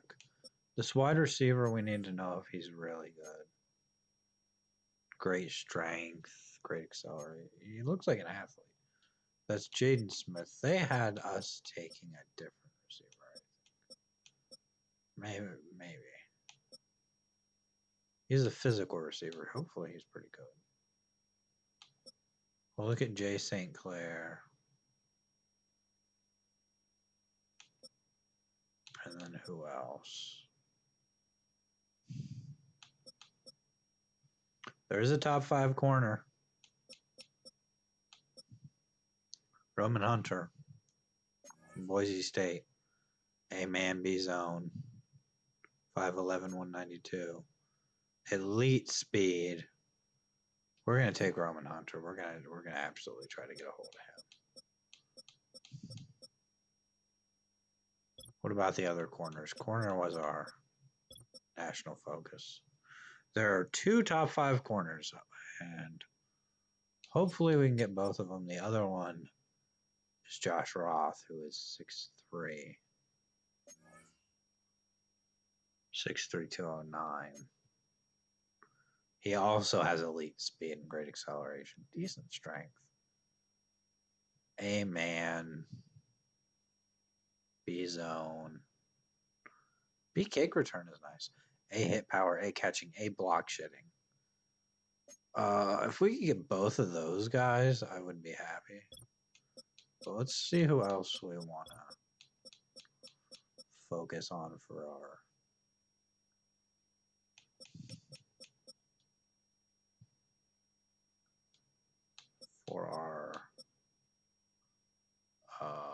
stuff here. Planning on trading out of our pick, hopefully. So I have some round 1 corners that are probably pretty good. I think this was the guy they had us taking, K. Donald. Let's see if he's any good.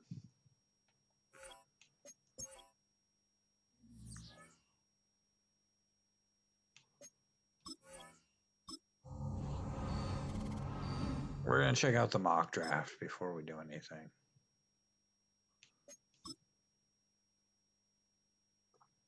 So the wide receiver is a top 5 talent.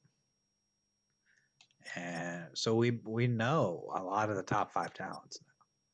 We know Jay St. Clair is a top 5 talent.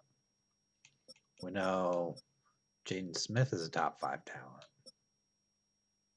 And we know Roman Hunter is a top 5 talent.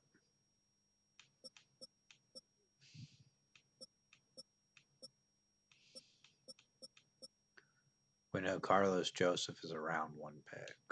Where'd the other receiver go? K. Donald. Did I not select him? Did we just not know enough about him? I thought that was who I selected. He doesn't look very good. I don't think I would draft him.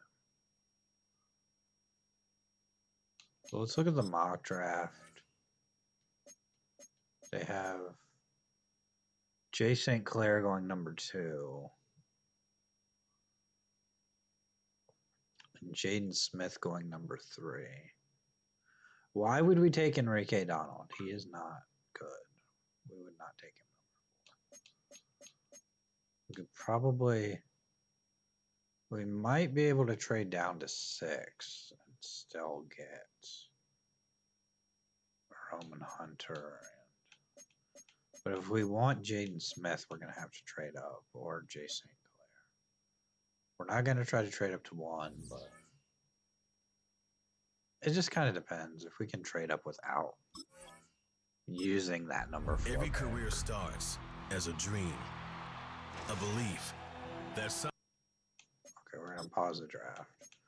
We're not going to even attempt to trade up to number 1. Devontae Allen, that was the left tackle, right? Yeah, he's the left tackle. If we sort by talent, we know 1, 2, 3, 4 of the top 5 talents. Could we possibly get all of them? I don't think so. We are going to try to trade up to number 2.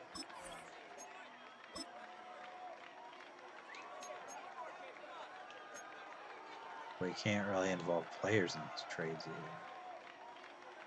Who was 2? The Texans. Number 2.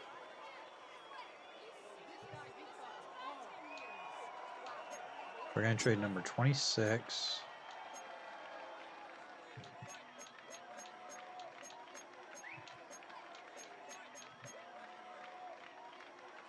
And number 58. Would that get us anywhere close? No, not at all. Number 26 and a future 1. I wish we could trade players. They're over the cap.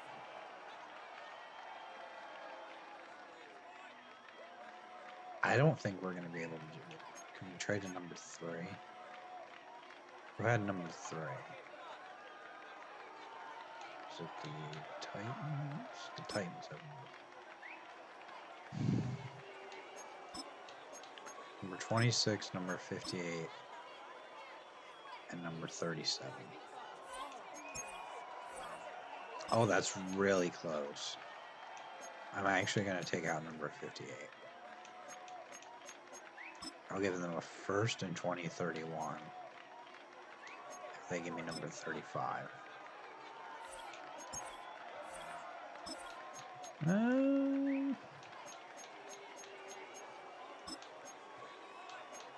Throwing some late round picks. That's not going to get it done.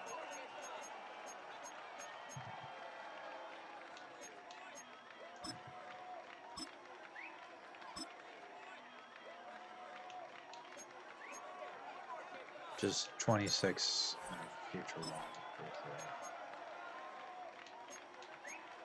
We're going to have to throw in pick 58 at least.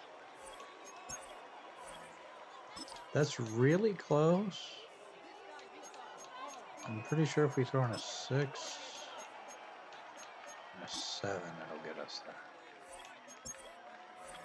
Alright, we've got pick 3.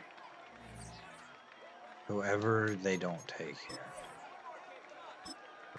They're going to take Jay St. Clair. I would have liked Jay St. Clair.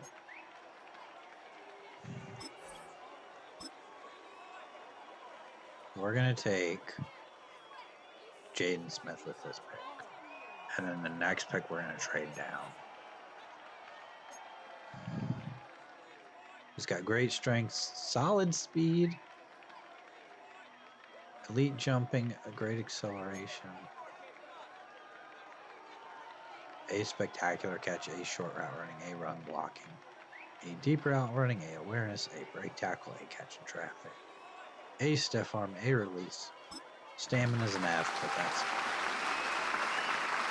not too much to worry about. He's ranked 3 in true value, drafted rank 3. He's got hidden blocking. 90 speed, 72 strength, 94 jumping. 6'2", 215, 21 years old. Jaden Smith.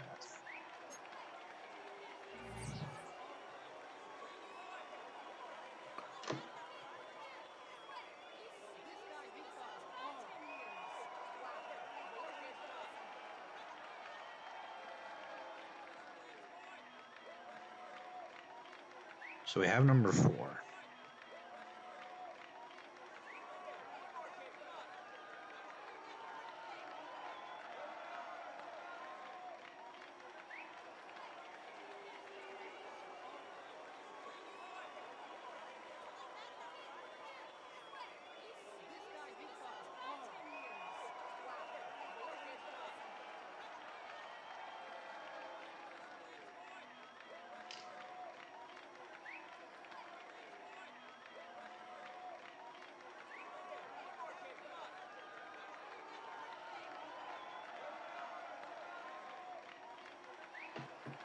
We're gonna try to trade down. Hopefully maybe number 6 or number 5.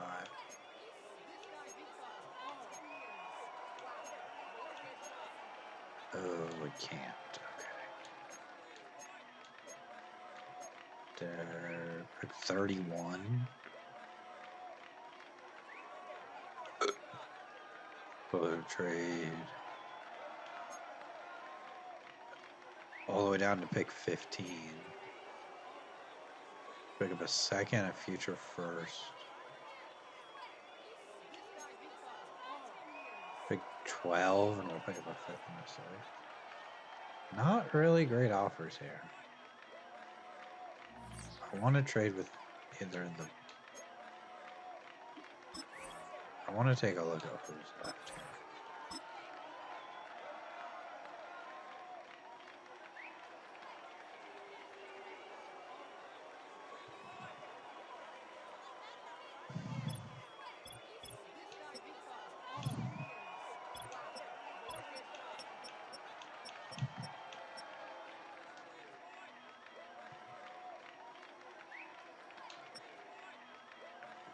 Josh Roth is projected around 1 to 2.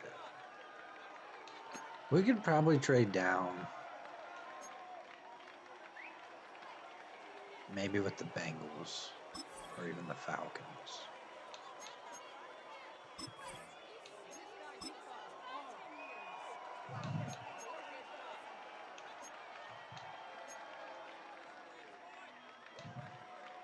Pick 7, and maybe pick up pick 39, and maybe 71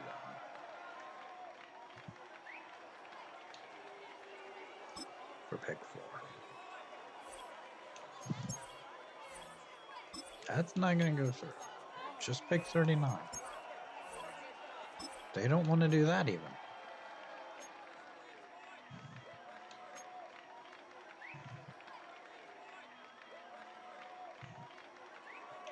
Okay, how about the Falcons?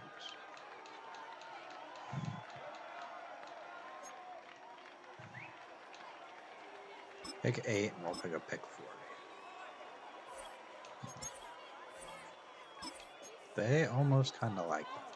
We don't really have anything else to offer. Is there anybody with 2 first-round picks left?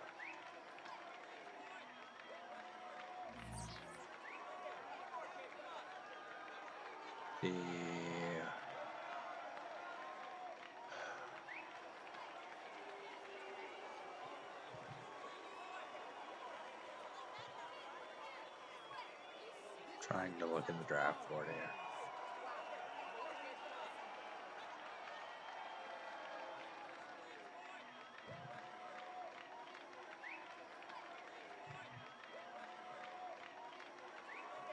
I don't think there is. The Giants.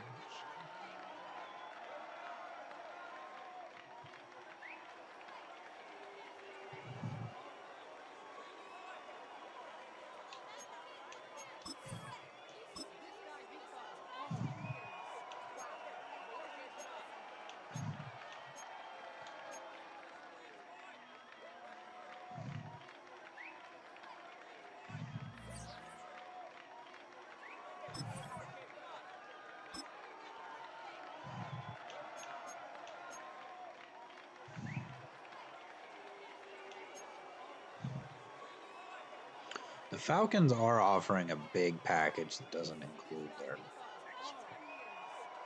A future one, second. We could take this. We have a trade alert. And then move this back pick has up. been traded. We'll just go pick by pick.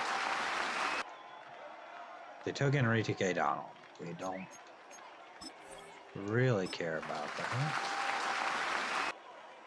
They took the left end. They took Roman Hunter.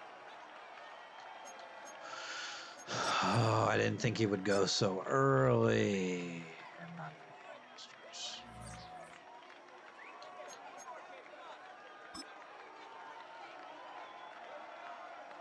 I did not think he would go so early.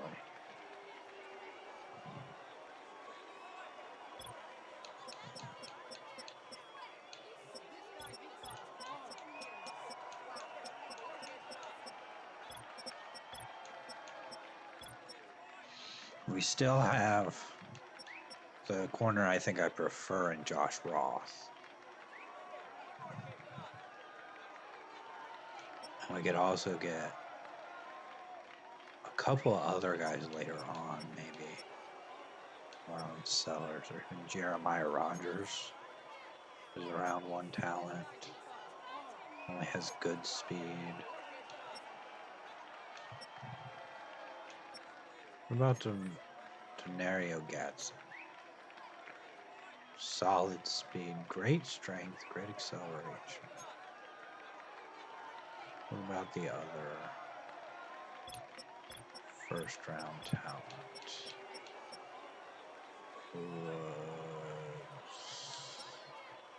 Known Sellers. Great strength, solid speed. Yeah. Couple of first round guys. There's a round 2 to 3 guy who's a projected day 3 pick. Leon Knox.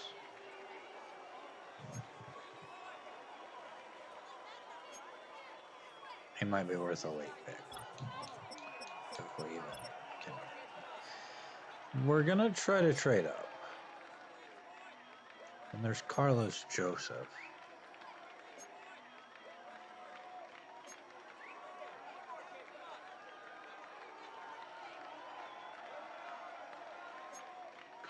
We're gonna try to trade up. I don't know what pick.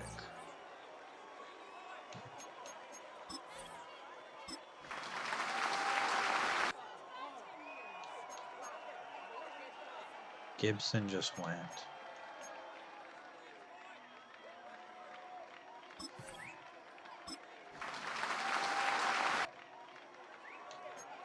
We're gonna trade up to 10.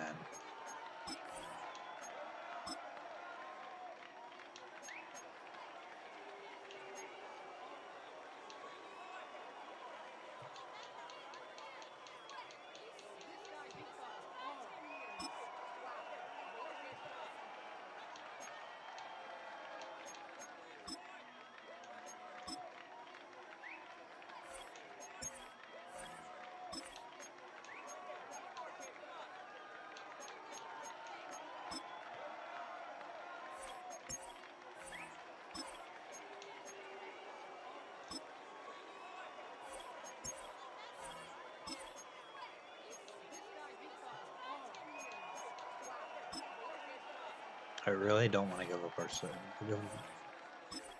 We can give 2 future firsts. I really don't want to give up our second round picks. We give up a future third.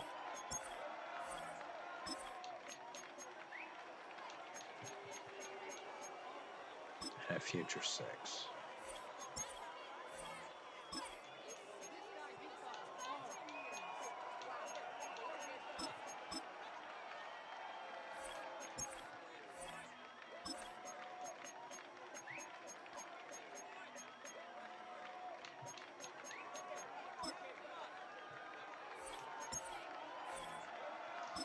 Okay, we've got pick 10.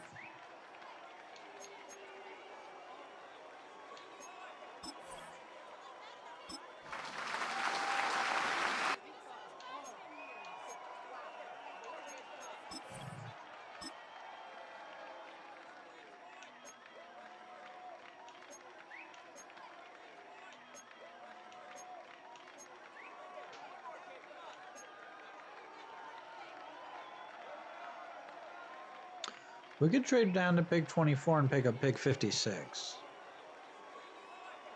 I don't think I like that.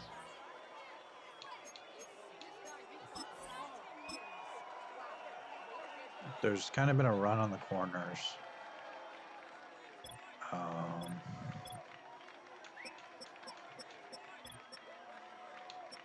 I know he's projected around 1 to 2.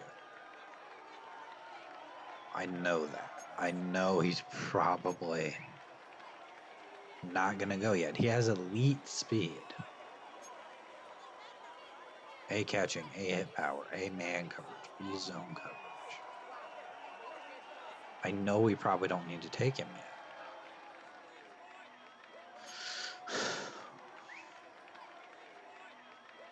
And then there's round 1 talent, Carlos Joseph.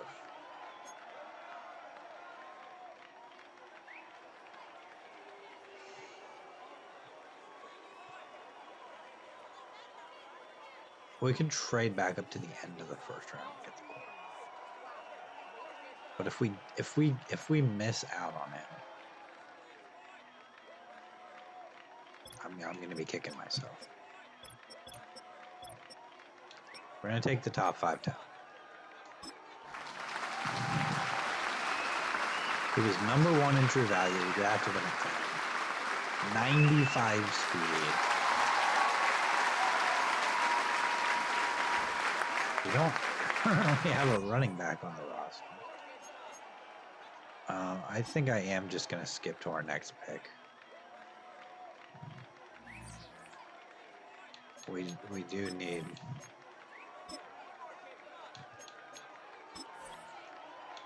We do need a running back. I'm not sure how we're going to go about that. There's probably a couple that might be okay. Usually you can find a decent running back in the second round. You know, sometimes. This guy's a receiving back with great speed. Elite acceleration.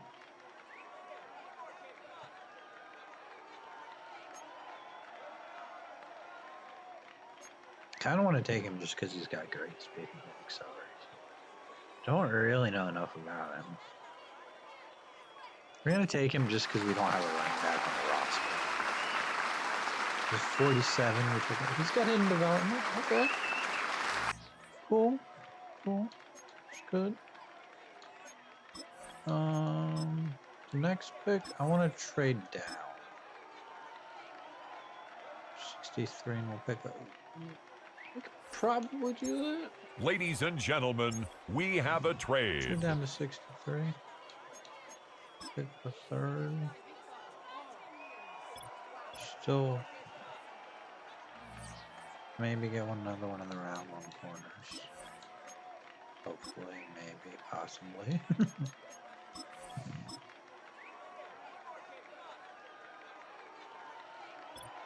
Maybe not.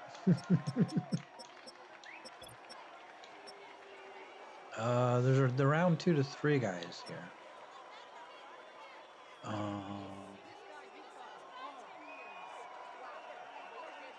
Couple of round 2 to 3 guys. Let's see who's the best.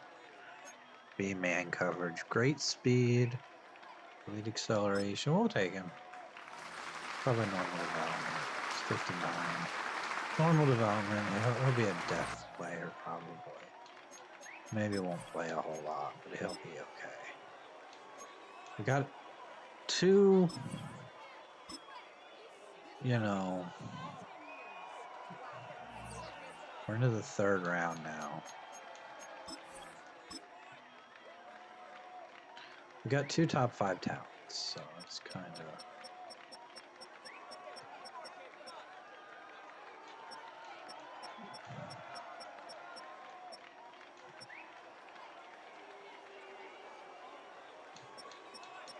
We got the receiver, we got the corner, we got a decent running back.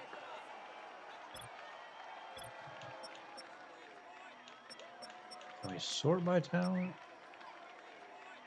There's just round 3 to 4. Round 2 to 3. Why is the round 3 fullback? Let's go round 2. Leon Knox? Take Leon Knox. I know we're taking a bunch of corners, but 60th. Some of them might move back to safety. Is that our last pick in the draft? I think it is.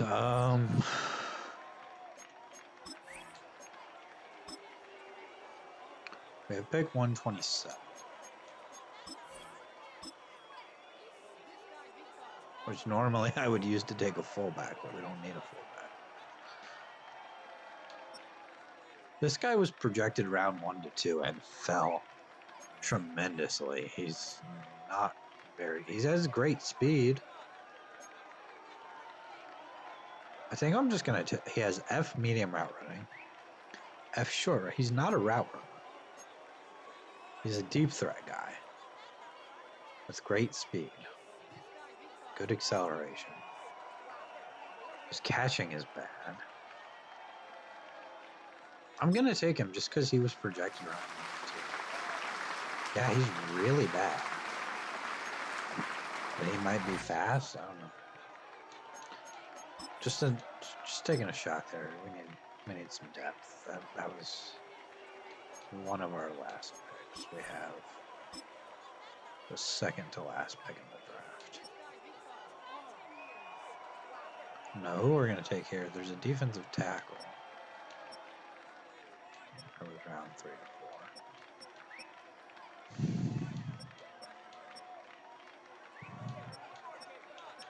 Can we just sort by awareness?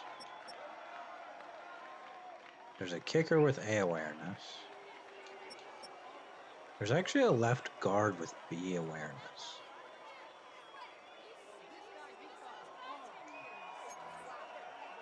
AM Madden. He seems okay.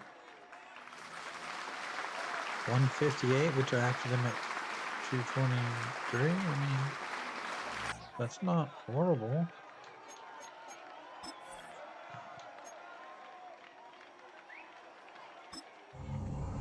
That's the draft.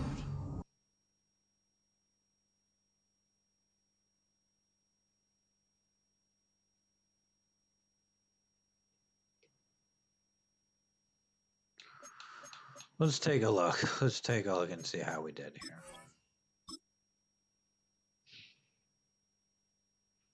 Jaden Smith is a 77 overall.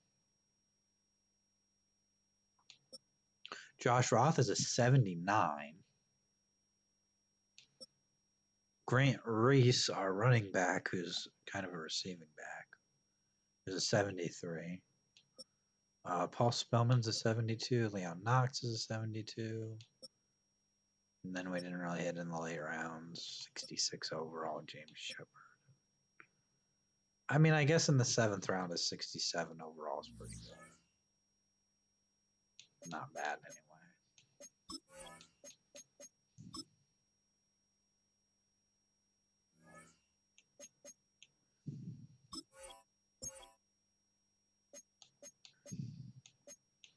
We're probably going to need another running back. I don't know how we're going to get one. The offensive line's kind of suffering. We have some guys retire or expiring deals or what? Zach Zinter's still here. Who's our... Oh, we traded Wyatt Teller. Wyatt Teller's gone. We need a right tackle.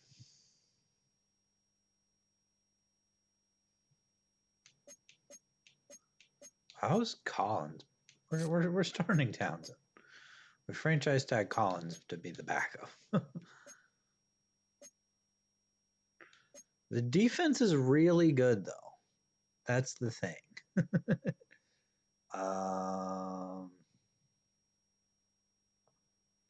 Phelps is the secondary is we got Melton, we got Emerson. Roth is the rookie. Plenty of depth at corner, plenty of depth at safety. can move players around there. We got Kayvon. The defense is so good. Stills, Emily McNeil, Mike Hall. Teague is okay. Justice McCauley. Baron Browning, even, who, I mean, at this point is just like depth because we're so good.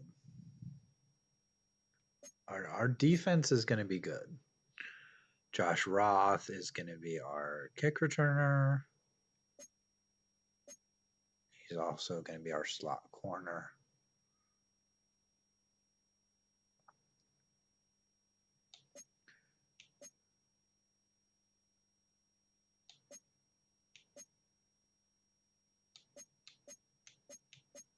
We don't have a slot wide receiver, do we? Okay. We have no cap.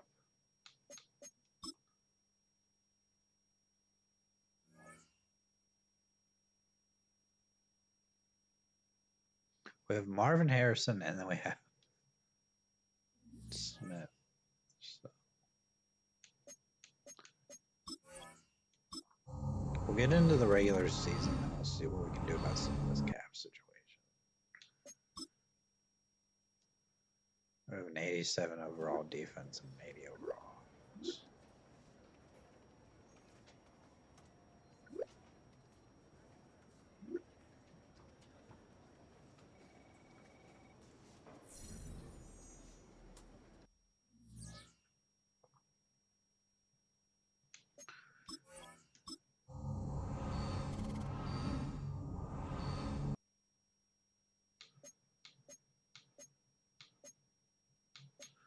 We have a new injury. Who is it going to be?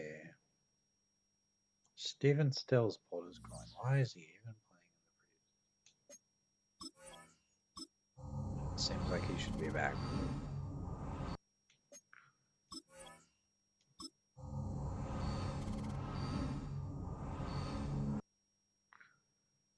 We have not any cap room.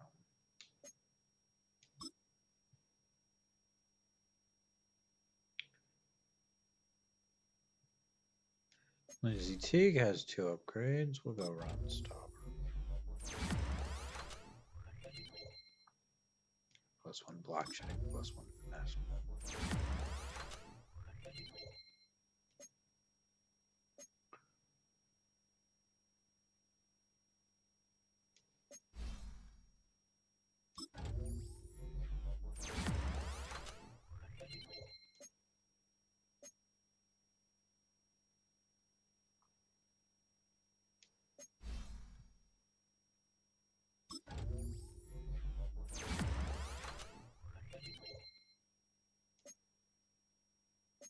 Grant Reese has an upgrade.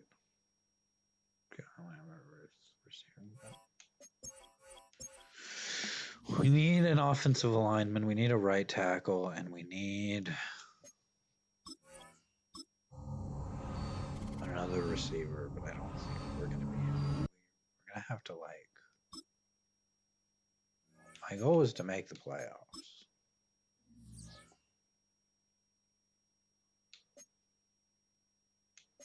I want the auto-generated rookies. I'm gonna leave the scouts the same.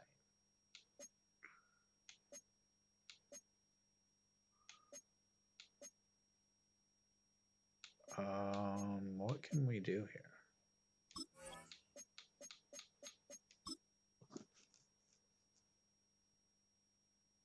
Mike Hall. Let's restructure his contract.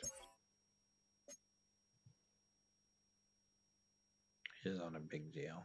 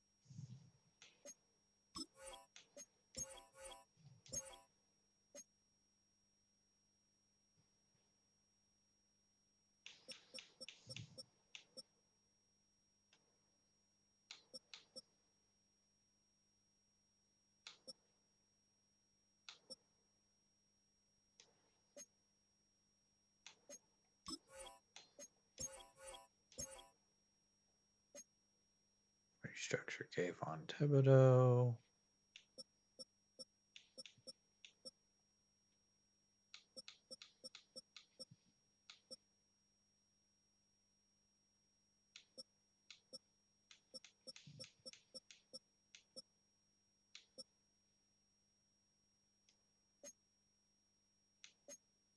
Can't restructure Ryan Clayton because he's on his rookie deal.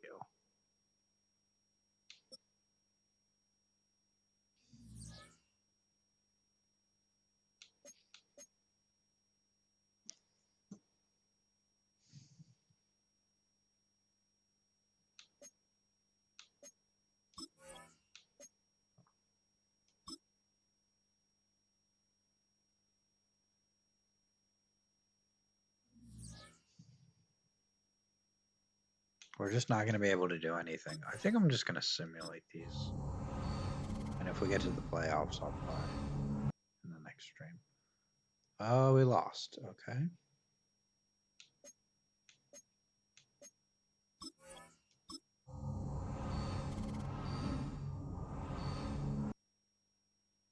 Beat the Ravens. We got a weekly award. Clayton, 260, 4 touchdowns. 10 carries, 48 yards. Now we got players who are ready to renew contract. We are going to have a lot of cap room next year. So we are going to be able to re-sign these guys. Hartman is good. I want to give him a 4-year deal. We can up the money a little bit. The bonus. He's going to stay.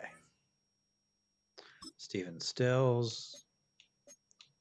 I'll give him a 3-year deal. Up the money a little bit. He's going to stay. He said the offer is perfect. Lindsey Teague, he's an 80 overall. He's not looking for a ton of money. I'll actually give him a 3-year deal. He's happy to sign.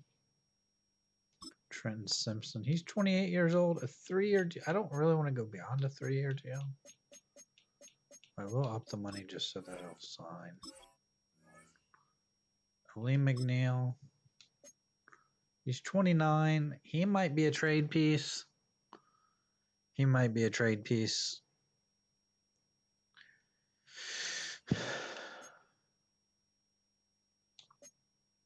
I think we'll re-sign him and then we'll think about trading him.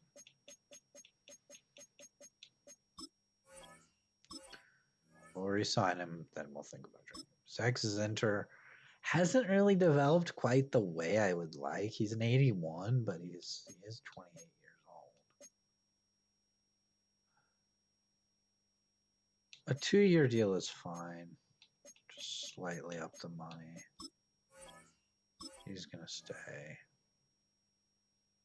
Jaden Collins, who we franchise tagged last year. Let's get him on a 3-year deal. He does not want to sign. He's the only one that doesn't want to sign.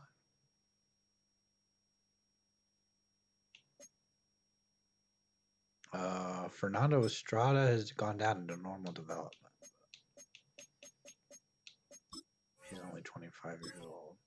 He's unsure.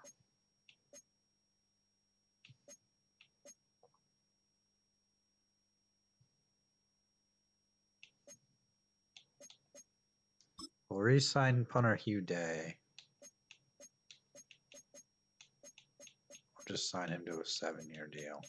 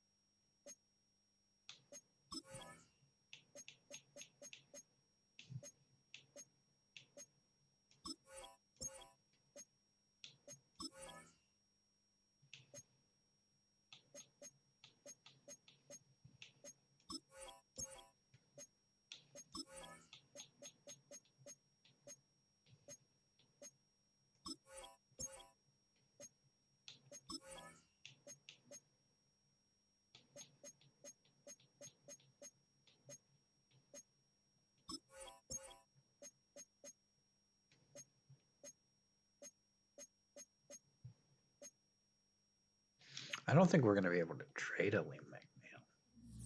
Might be able to trade him in the offseason because we re-signed him.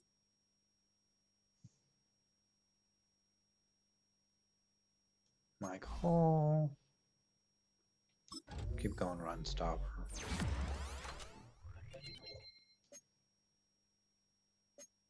He really developed nicely. He's up to X Factor. So.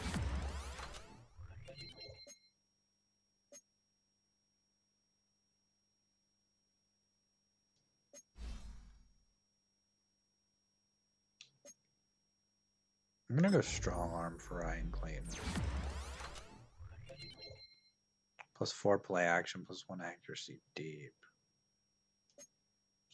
Accuracy mid, +1 throw on the run.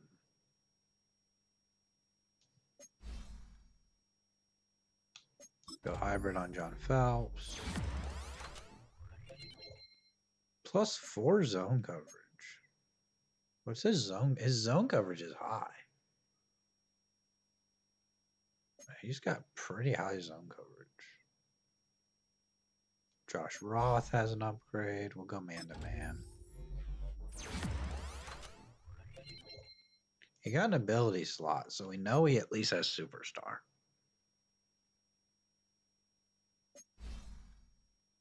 Go physical on Jaden Smith.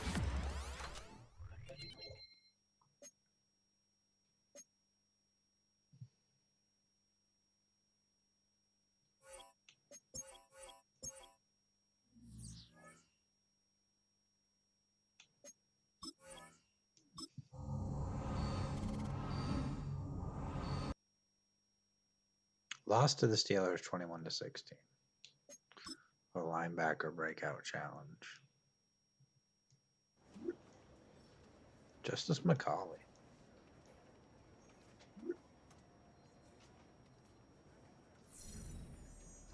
Seven tackles and an interception. I don't think he's going to get that. I'll be honest. I don't think there's any chance of that.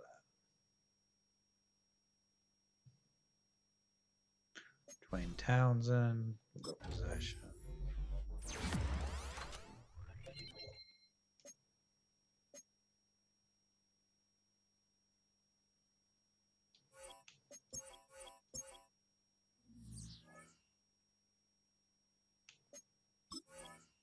Got the Bengals.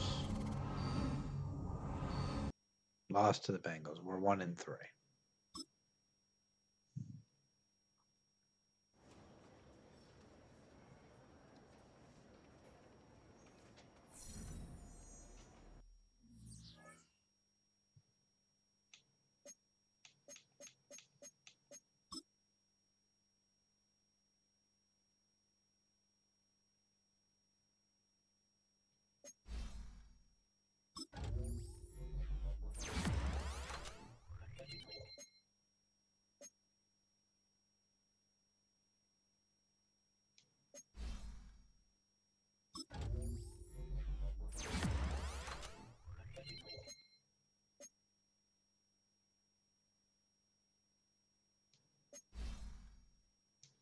Jaden Smith with another upgrade already.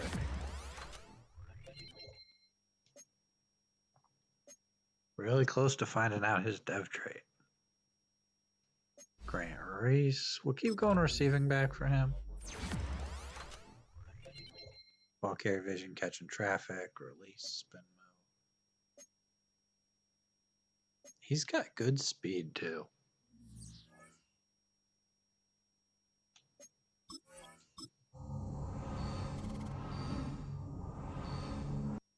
Lost to the Titans. Oh my, what are we doing here?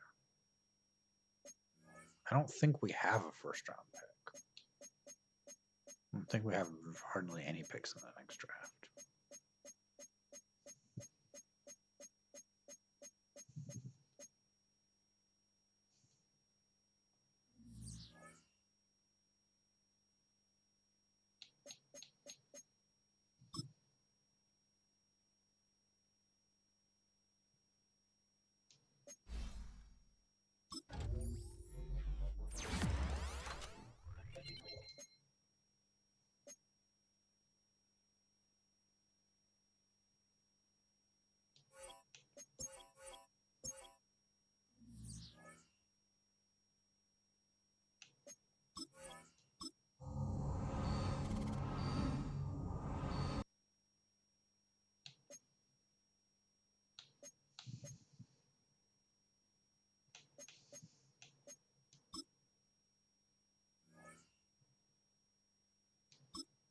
I'm gonna try to negotiate with Jaden Collins again. We're gonna get him on a 3-year deal.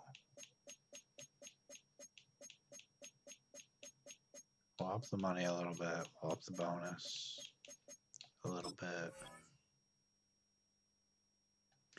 It's getting real tempting for him.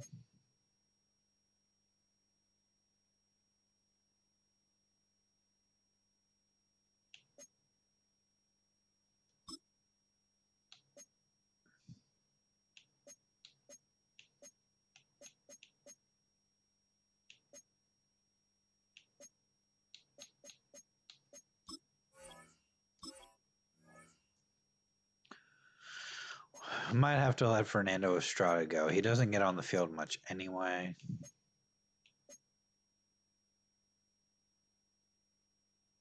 Remember when we drafted tight end Gregory Walsh? Remember how many tight ends we've drafted before we actually found one that was halfway decent?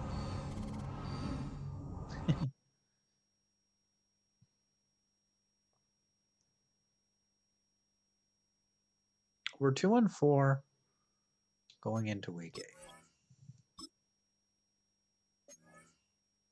8. National focus is going to be running back.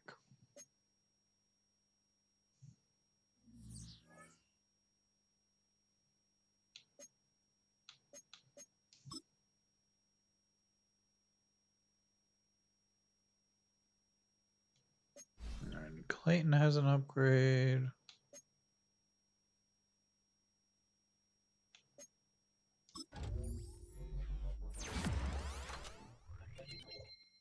+1 injury is nice. +3 play action. +1 throw accuracy deep. 1 throw accuracy mid. +2 throw and run. +1 throw under pressure. He's going to be really good. He's playing up to 94 D-back. His accuracy is excellent. Josh Roth. We can go slot for Josh Roth.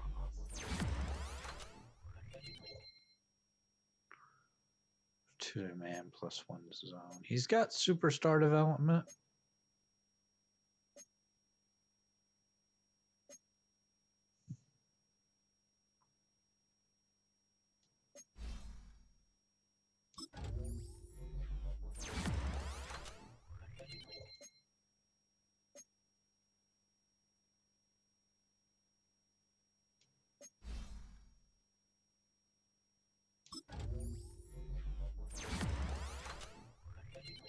I'm just not sure Fernando Estrada is worth bringing back.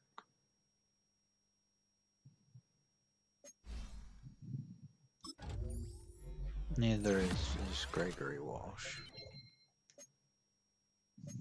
Gregory Walsh, we're not even going to pick up the option anymore. We're probably just going to blend him. Yeah, Knox. We can go slot.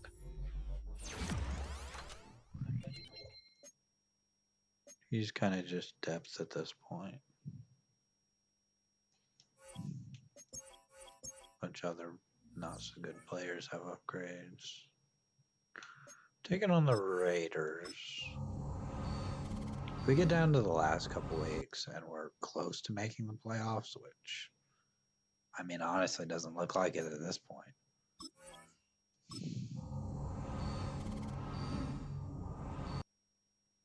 We're 3-5 though. We just beat the Packers.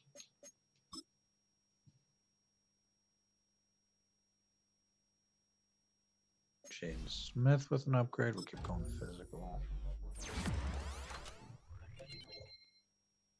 He has an ability. He's got superstar X Factor. Okay. He's got to be our wide receiver 1. Junior McCain has an upgrade. Good utility.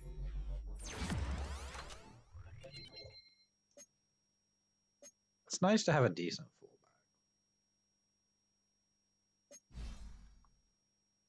Power for Jake Robertson. I think we definitely did okay in the draft then. What's Grant Reese's development trait? He's just got star. Okay, I mean, that's kind of what I expected.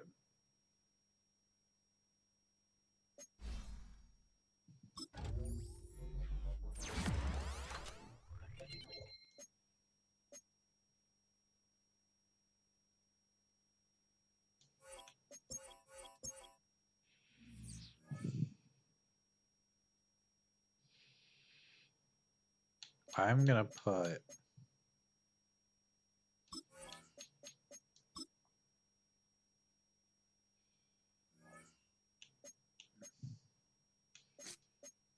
Jaden Smith's going to be a wide receiver 1.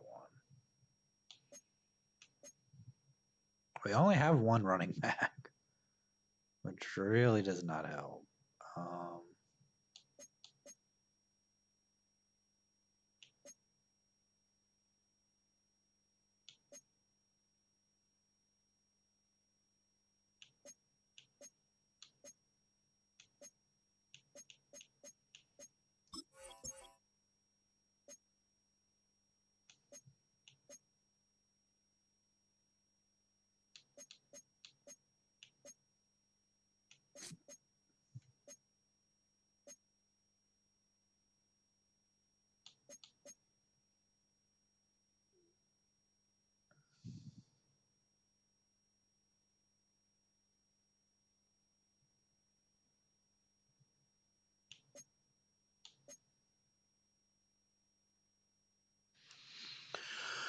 Okay, I think there's a chance we can make the playoffs. We're 3-5,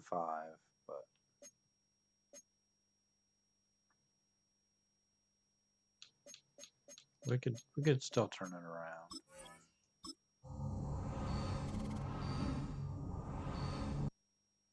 around. We beat the Ravens again. We're 4-5. Got the Bears next.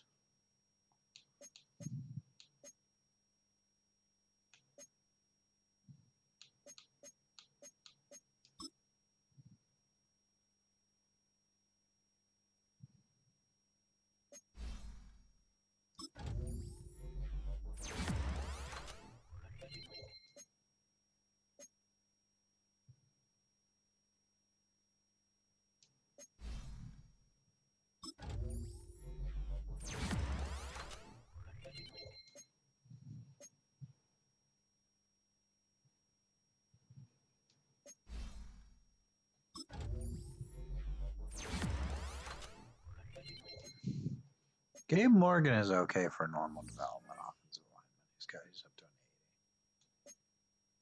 an 80. 81. We'll get the Bears, then we got the Steelers. Beat the Bears, okay. Okay.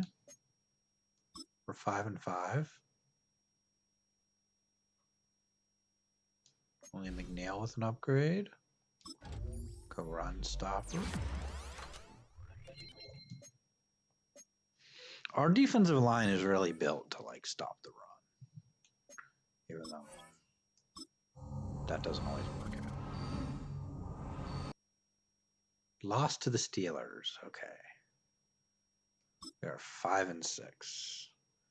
The Ravens are in that last playoff spot, and their record is 6-5.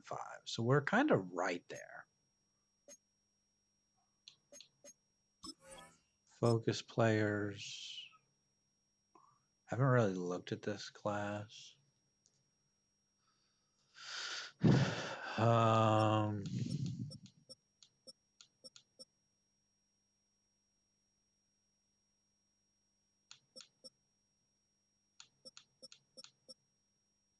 look at this guy.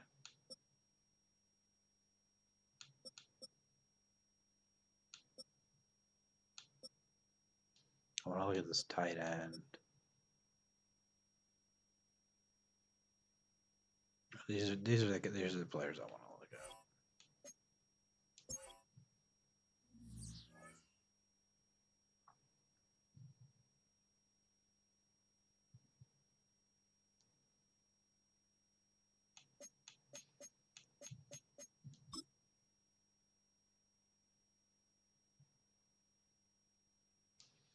John Phelps has an upgrade again.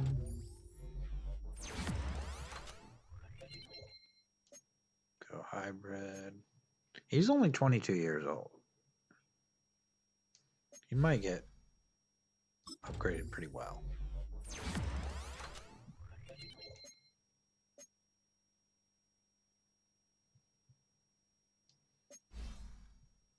Keep going physical for Jaden Smith because that's what he is. He's +5 medium, +3 short. His deep route running is not the best. It's 80, so it's not like terrible. His medium route running is 90 though. His spectacular catch is pretty good. Catching traffic's good.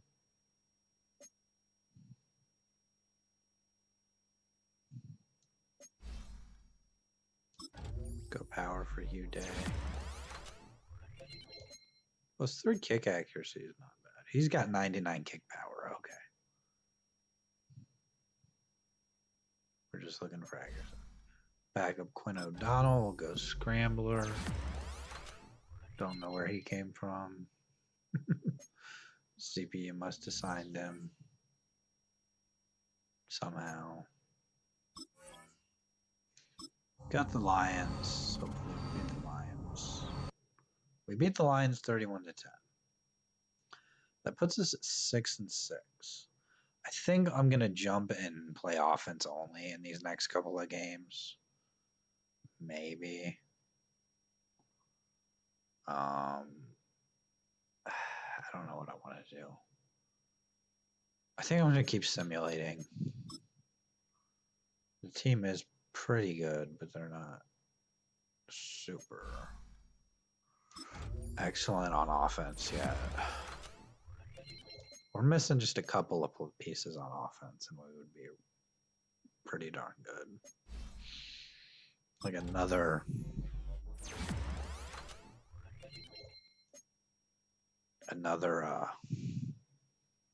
offensive lineman, another running back,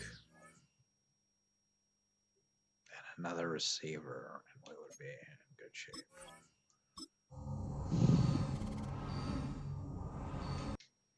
Lost to the 49ers.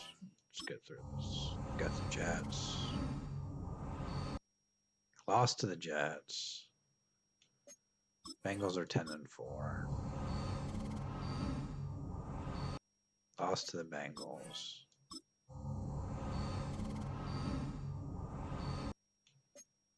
Beat the Jaguars.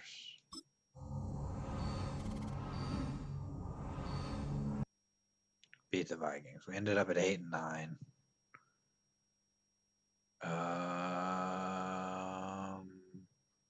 Who was the last wild? They were 10-7. So we kind of needed to be a little bit better to get in. We weren't. I don't think we were ever in a position to really make it into the playoffs. Collins just looking at this.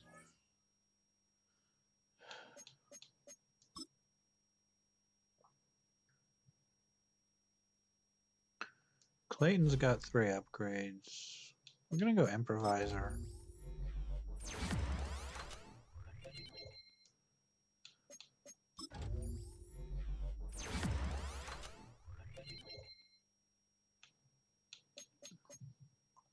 We'll go 1 for scrambler too.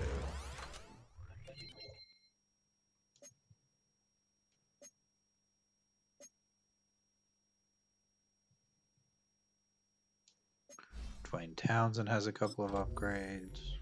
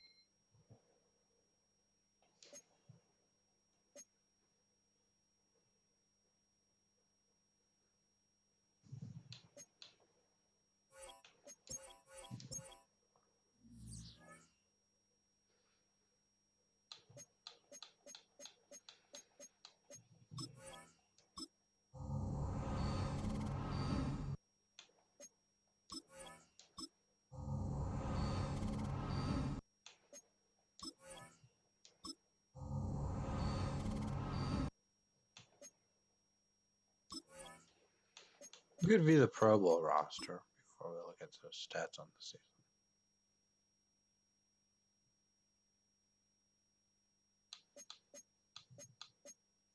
James Vance made the Pro Bowl. He's a 99 overall. Kind of wish we had him back, but Marvin Harrison made the Pro Bowl. Paulson made the Pro Bowl. Remember, we had him on our team at one point.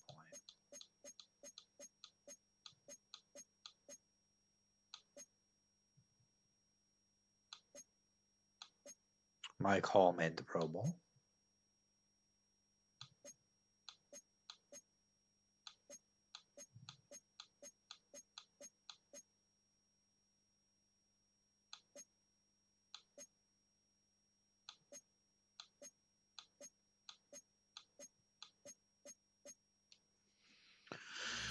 A lot of former players of ours in the Pro Bowl.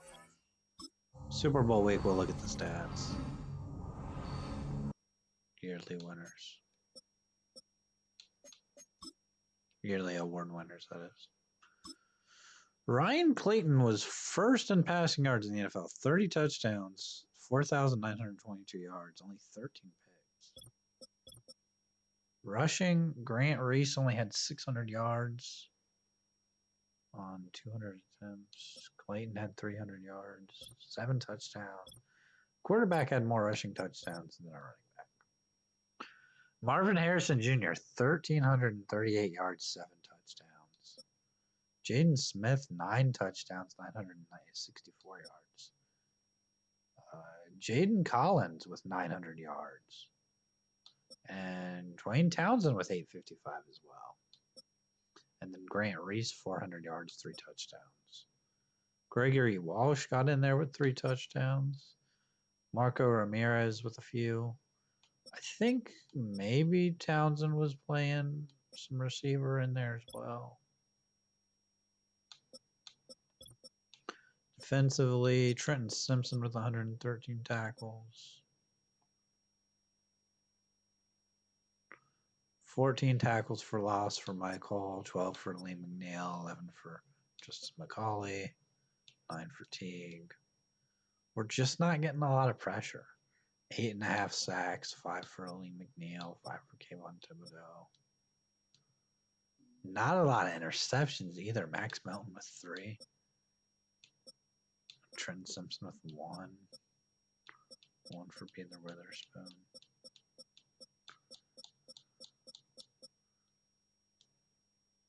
Only 3 forced fumbles. Not a single fumble recovery. The defense is bad. Good at the same time as bad. Like they're not like they're so highly rated, but they're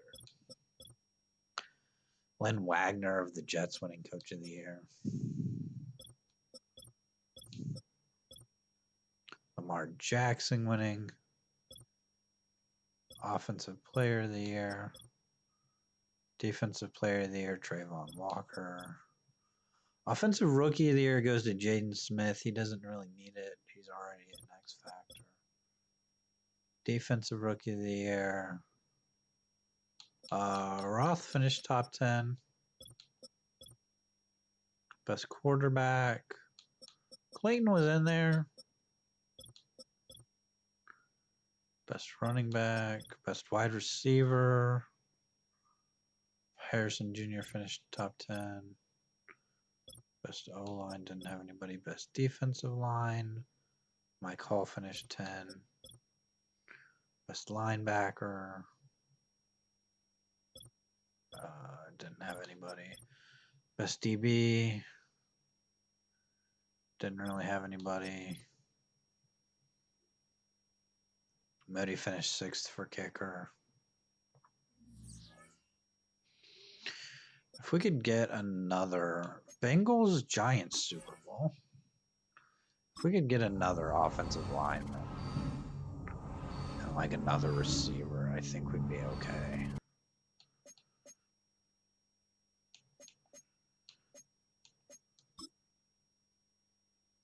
Bengals beating the Giants for their first Super Bowl.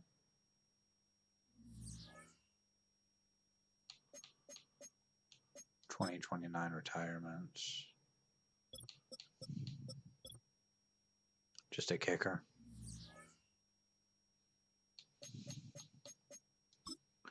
I think that's where I'm gonna stop today. Jaden Smith has 2 upgrades for winning Rookie of the Year. Another ability slot.